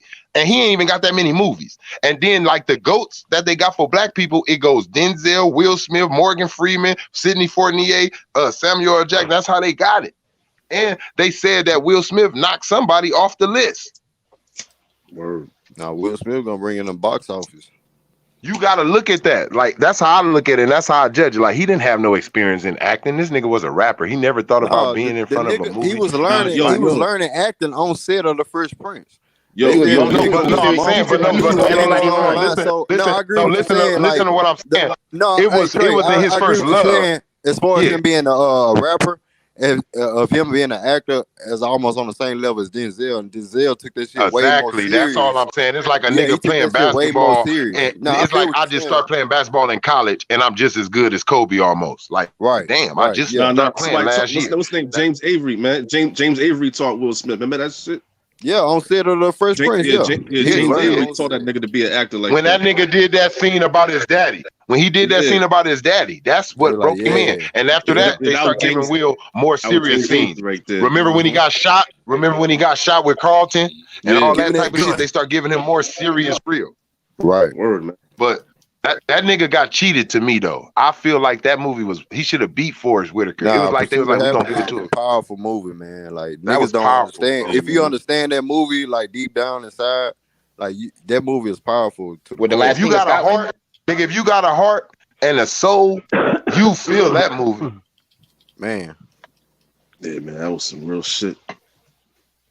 Man, I was like, this is sad. Like it's a like it looks like it ain't gonna never get better for this man, and then boom, like for real. And then it was, and on top of that, Trayvon, it was a true story. Yeah, remember he went to that nigga. He like, give me my $4 or some shit like that. He had to go to a nigga. Nigga didn't want to give me. He like, man, give me my $4. Like he like, man, I thought you let me have that. I'm like, man. No, he said, yeah. He said, I helped you. I helped you move, so I thought I owed you. I paid you back. Like, nah, nigga, I want my cash. Nigga, you don't know what I'm going through. Hell yeah, nigga. Hey, you know, that's how good of a nigga he was, though. He know his son and him. I will beat your ass. You ain't about to close no boy. You ain't about to close this door in my face. I swear to God, you're not about to close this door in my face. I swear to God, you can't close this door in my face, nigga. Me and my son about to move in, bitch, until you pay me back. Until you pay me back, me and my son moving in, bitch. Call the police. Call them, bitch. Maybe I can get my money and get the fuck out of here. And I guarantee that was just a little sample of what he really actually went through. Hell yeah, you know they had to keep that shit a little bit toned down. Hell yeah. Yeah. He probably did some weirdo shit out there in them streets. Nigga didn't want to put that shit San Francisco, get out of here, man. Boy, you know, I'm like, look, you know this nigga done went and sold some ass somewhere out there. Shit. Oh man. Hey man.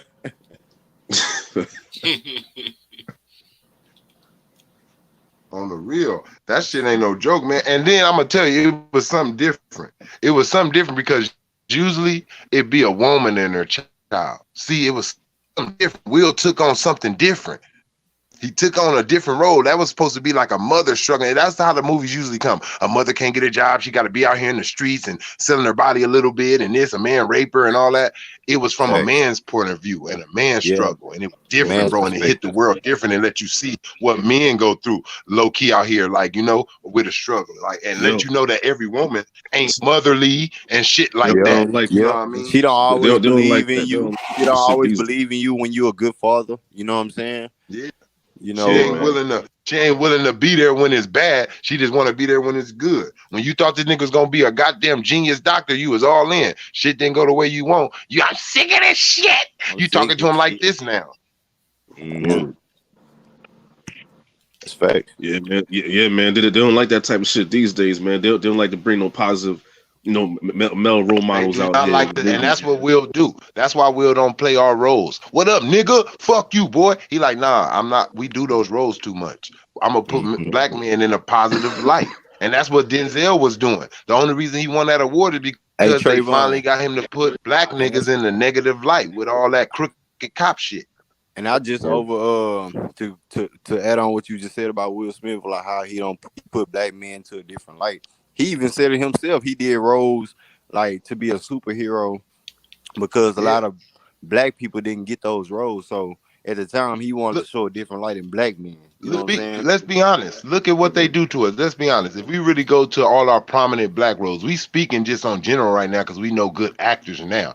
But if we go back to our childhood, we was like, oh, nigga, New Jack City, fucking Boys in the Hood. Those are the niggas that we thought was the actors. We wasn't really paying attention to Denzel movies like they was the ones. We were looking at it like, yeah, Denzel good. But Denzel wasn't doing them hood movies. He wasn't doing that urban shit. We was caught up on urban shit, and that make you act like an urban nigga. You come out like we doing that shit.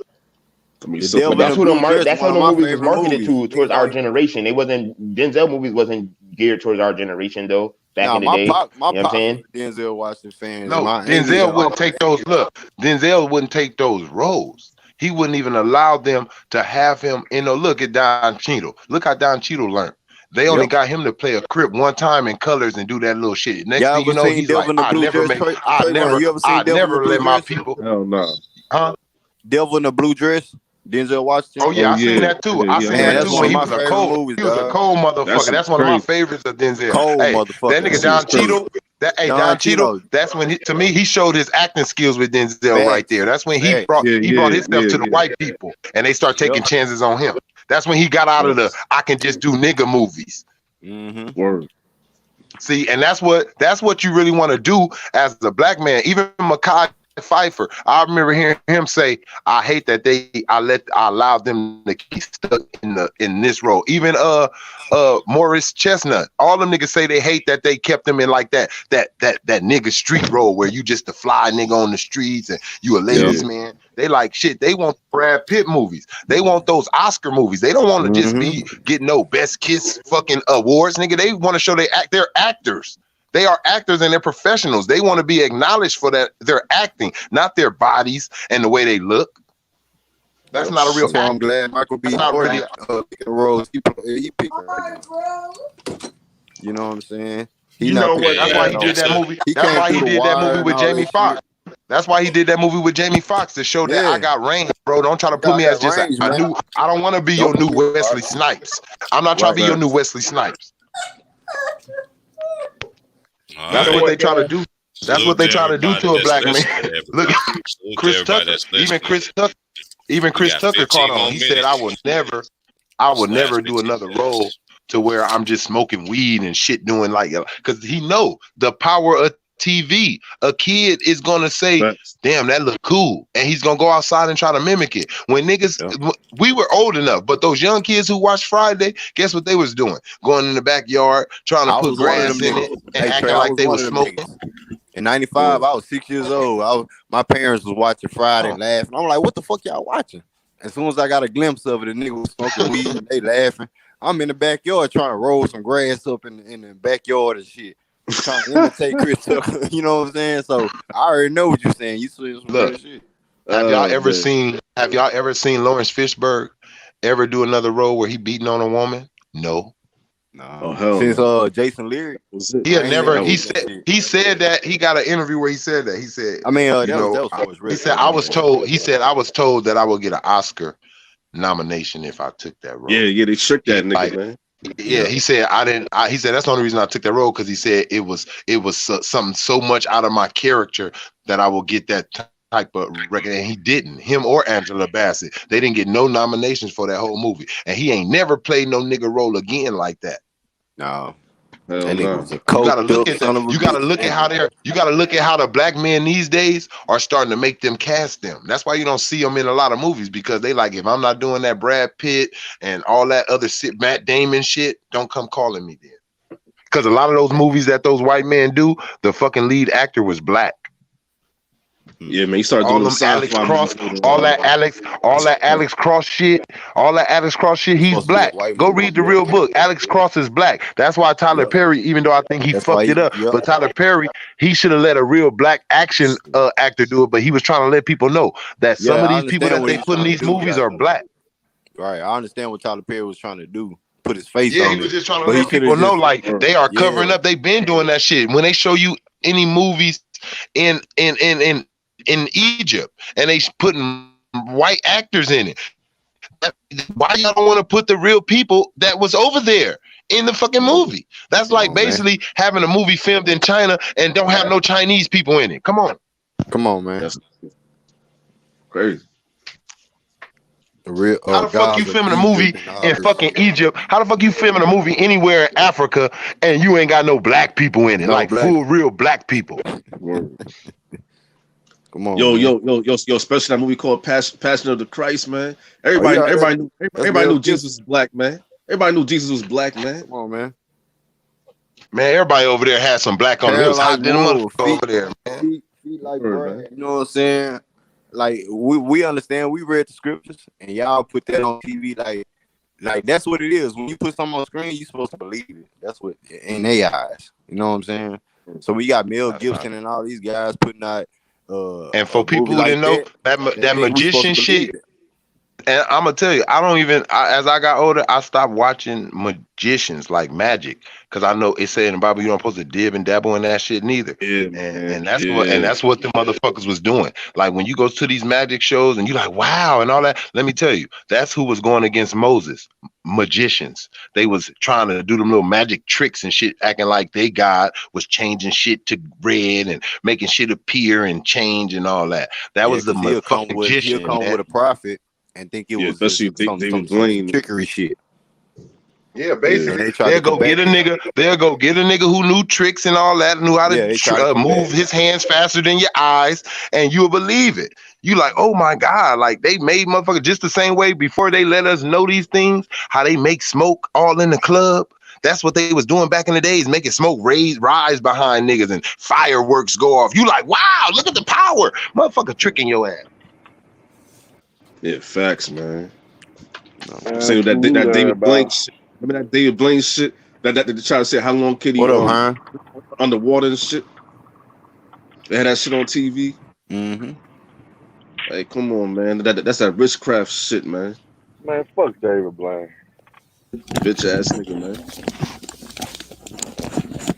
Herm came in at the end. We at the 10-minute drill. Now go. Man, I don't be waking up that early, man. You know, I be getting out 6 in the morning. Hey, I understand, man. You good, man. Hey, we all know what it's hitting for, man. I'm about to do 10 hours again. I'm gonna do 10 hours for a minute till they get somebody else. But then again, my boss lady's like, shoot, if I can have this all the way to what I'm trying to do, then yeah. That's extra 6 hours on my check. So shit. Yeah, that money. Taking it, man. That's how I tell people. To my subscribers who do email me, I just don't be on here like that, man. I be working, man. Hey, man, salute to everybody in the chat, man. I saw what AI said about LeBron not being a killer. Yeah. What? Spit that truth, Lou. Yeah, I know what you're talking about. AI had his top 5 killers, LeBron, but not on the list. Yeah, I've been saying that for years. Yeah, man. My boy Iverson, man, it's speaking the truth right now. Nigga. Iverson was a killer, so he know a killer. He know assassin. Hell yeah. But when we say shit like that, it's disrespect. It's hate. It's facts though. That's why that's why I don't pay attention to fans like in the media and all this and other stuff, because you just hyping up this one player. It's all changes with this. Everything is dominated with this and that, and then y'all mad about the results of it now. But at the same time, y'all should have been gave them young boys they shine. I'm just like this. When Jordan knew take over the game. Panama Queen, what's good, man? Now Jordan is the number one killer, because when it time for him to take over the game, he would take over the game. He's like, he be in that mode. Fuck everybody else. I'm about to go out and win this shit. Mm-hmm. Hell yeah. Think about that sequence that happened in the final against the Jazz. Everybody thought the Bulls was about to lose that game. Mm-hmm. And then he sat there and stole that ball from Karl Malone. Think about what happened before that, T. Price, though. He went in the lane, got that little layup. Hey, SFM. We'll discuss that tomorrow. But you better be glad I ain't got time. To teach your lesson. SFM, man. I agree with you, SFM. Only reason. Hold on, SFM. Let me just speak some truth to this dude right here. Only reason why I ain't got time to do it, because I know somebody who really would tell you about it. I can actually do it too. That nigga said top 10 though. Yeah, he top 10, man. Tim Duncan is arguably. I know the only reason why my nigga Wills don't like that nigga, he beat Knicks. So nigga, come on, man. They don't even just keep it a buck, man. Nigga, keep going, bro. He it been what? Over like 30 plus. I hate to say it. Hey, he top 10, bro. Come on, man. Duncan was a beast, man. Not the reason why that shit. Not the reason why, because Popovich is his daddy, man. Man, that man still got to go do his work, bro. He still got to put that work on that court, bro. Can't take that, bro. I hate what I'm finna say, but it can damn near be true though. SFL, truth be told, to be honest, bro. Personally, be real about what SFL.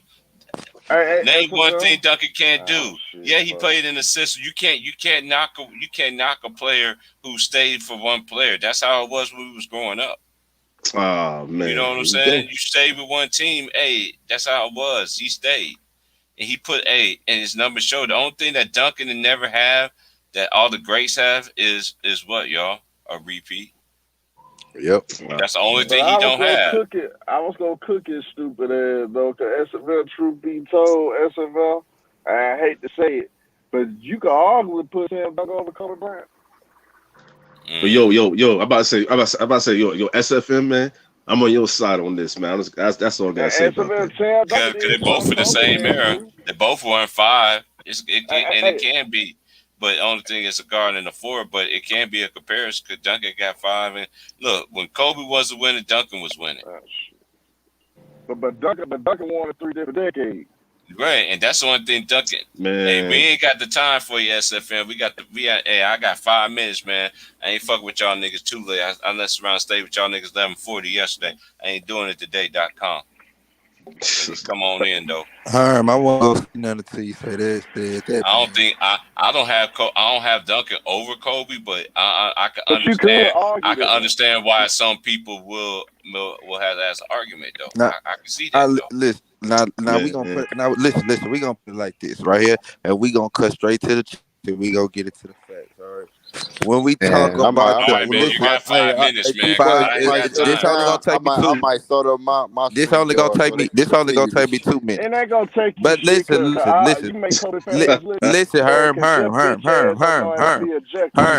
Just listen. 2000. Listen, no, we gonna talk about every time they met up in the playoffs. We gonna talk about every time they met up in the playoffs and explain to me why Tim Duncan ain't lead one series over Kobe in the playoffs, nigga. They met up. Hold on. They met up 5 times in the 2000s, right? In the playoffs. Kobe led every shit. No, Herm. I let you talk, but you didn't cover no facts. Put context on this. He beat the shit out of him in 2001. He swept them, averaging 33, 7, and 7 on 51%. 2002, he beat the shit out of them when Shaq was shooting 41% and the Spurs had the advantage. He could have won, nigga. 2003, he ain't win until he had Tony Parker in 2003. Even though, listen, man, listen, Herm, you getting in your feelings, Herm. But the fact is, all this shit is on paper and it was documented, nigga.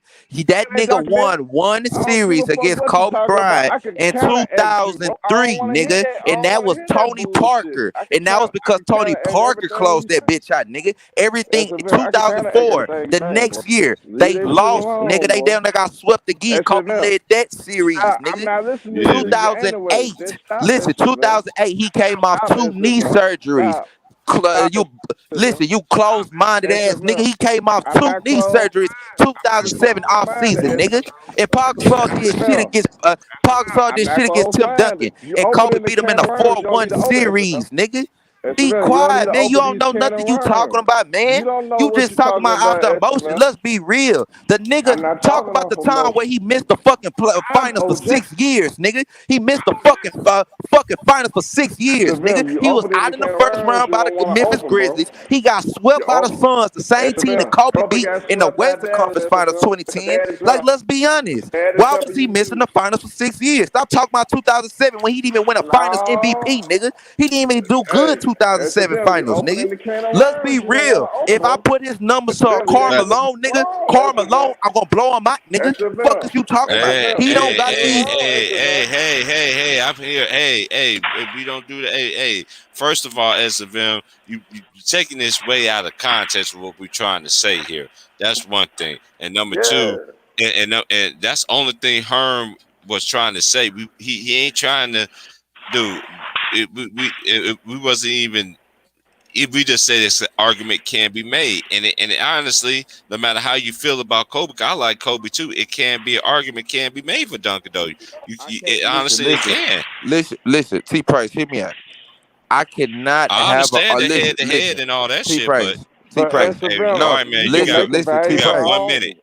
T-Price, in all reality, bro, just hear me talk real quick, because Herb steady want to overtalk me because he know I'm finna tell the truth. So I can't even hear.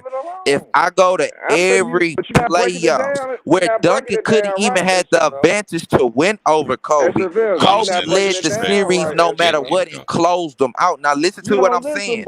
Listen. The most he ever got against Kobe was 2 games in the playoffs. He never could even get to 3 games against Kobe. He couldn't even make it a game 7. See, it was at a time when Kobe wasn't starting. The Spurs did beat the Lakers. Man, Herm, shut up. They did beat the Lakers, but that's when Kobe didn't start, nigga. When it came to the 2000s, they won 1 series when Tony Parker was but Tony Parker closed it out. And in 2008, you can't tell me for the impact. You can't take away his teammates though. That's one thing we can't. We can't do that though, bro. I know we can't take away Tim Duncan teammates, because if you talk about overall cast for the longevity of the overall cast, Tim Duncan had a better overall cast. Hey man, y'all have a good day, man. Everything like that, man. We're gonna finish chopping up the discussion. Shout out to my boy Mon. Shout out to Two Raw. Shout out to everybody, man. I was trying to ask T Price a real question, like. What's up, bro? I asked you one quick. I got 1 minute. I'm rolling a blunt and try to get out of here. What's up? T Price. The question is how he was breaking it down. T Price, tell this young man tell this young man that it's a lot of holes into what he's saying. If a nigga want to challenge him, they'll be able to challenge his ass on everything he's saying, and they can make cases for certain shit for the players that they think they could be argued with Kobe Bryant. Yeah, that's what they probably saying. Yeah. In the context. Hey, watch a lot of Two Rob videos, bro. How Two Rob breaks it down. How certain players should be. I'm telling you, man. There's other minds. First of all, I'm not the type person come here and think I know everything, because I don't. I only know what stuff that I know because I've done my history and I know what I see with my eyes. You know what I mean? All that. But one thing we can't do. I know a lot of times we want to compare how the old school players and then try to put it with today's game and try to. No, we can't. We can't do that because the game is played in a totally different era. But I'm gonna get out of here, y'all. It's good, man. Hey, salute. Man, yeah, everybody have a blessed day, man. Everything. Salute to the ladies who hold it down with us today. Salute to everybody, man. It's time to go get money, man, and try to be blessed and be safe. Everybody, man. Please, man. Don't be ahead of your whole entire life, y'all. We'll do this thing again in the morning, man. Hit the like and hit the subscribe, man. I'm out. Peace. Peace.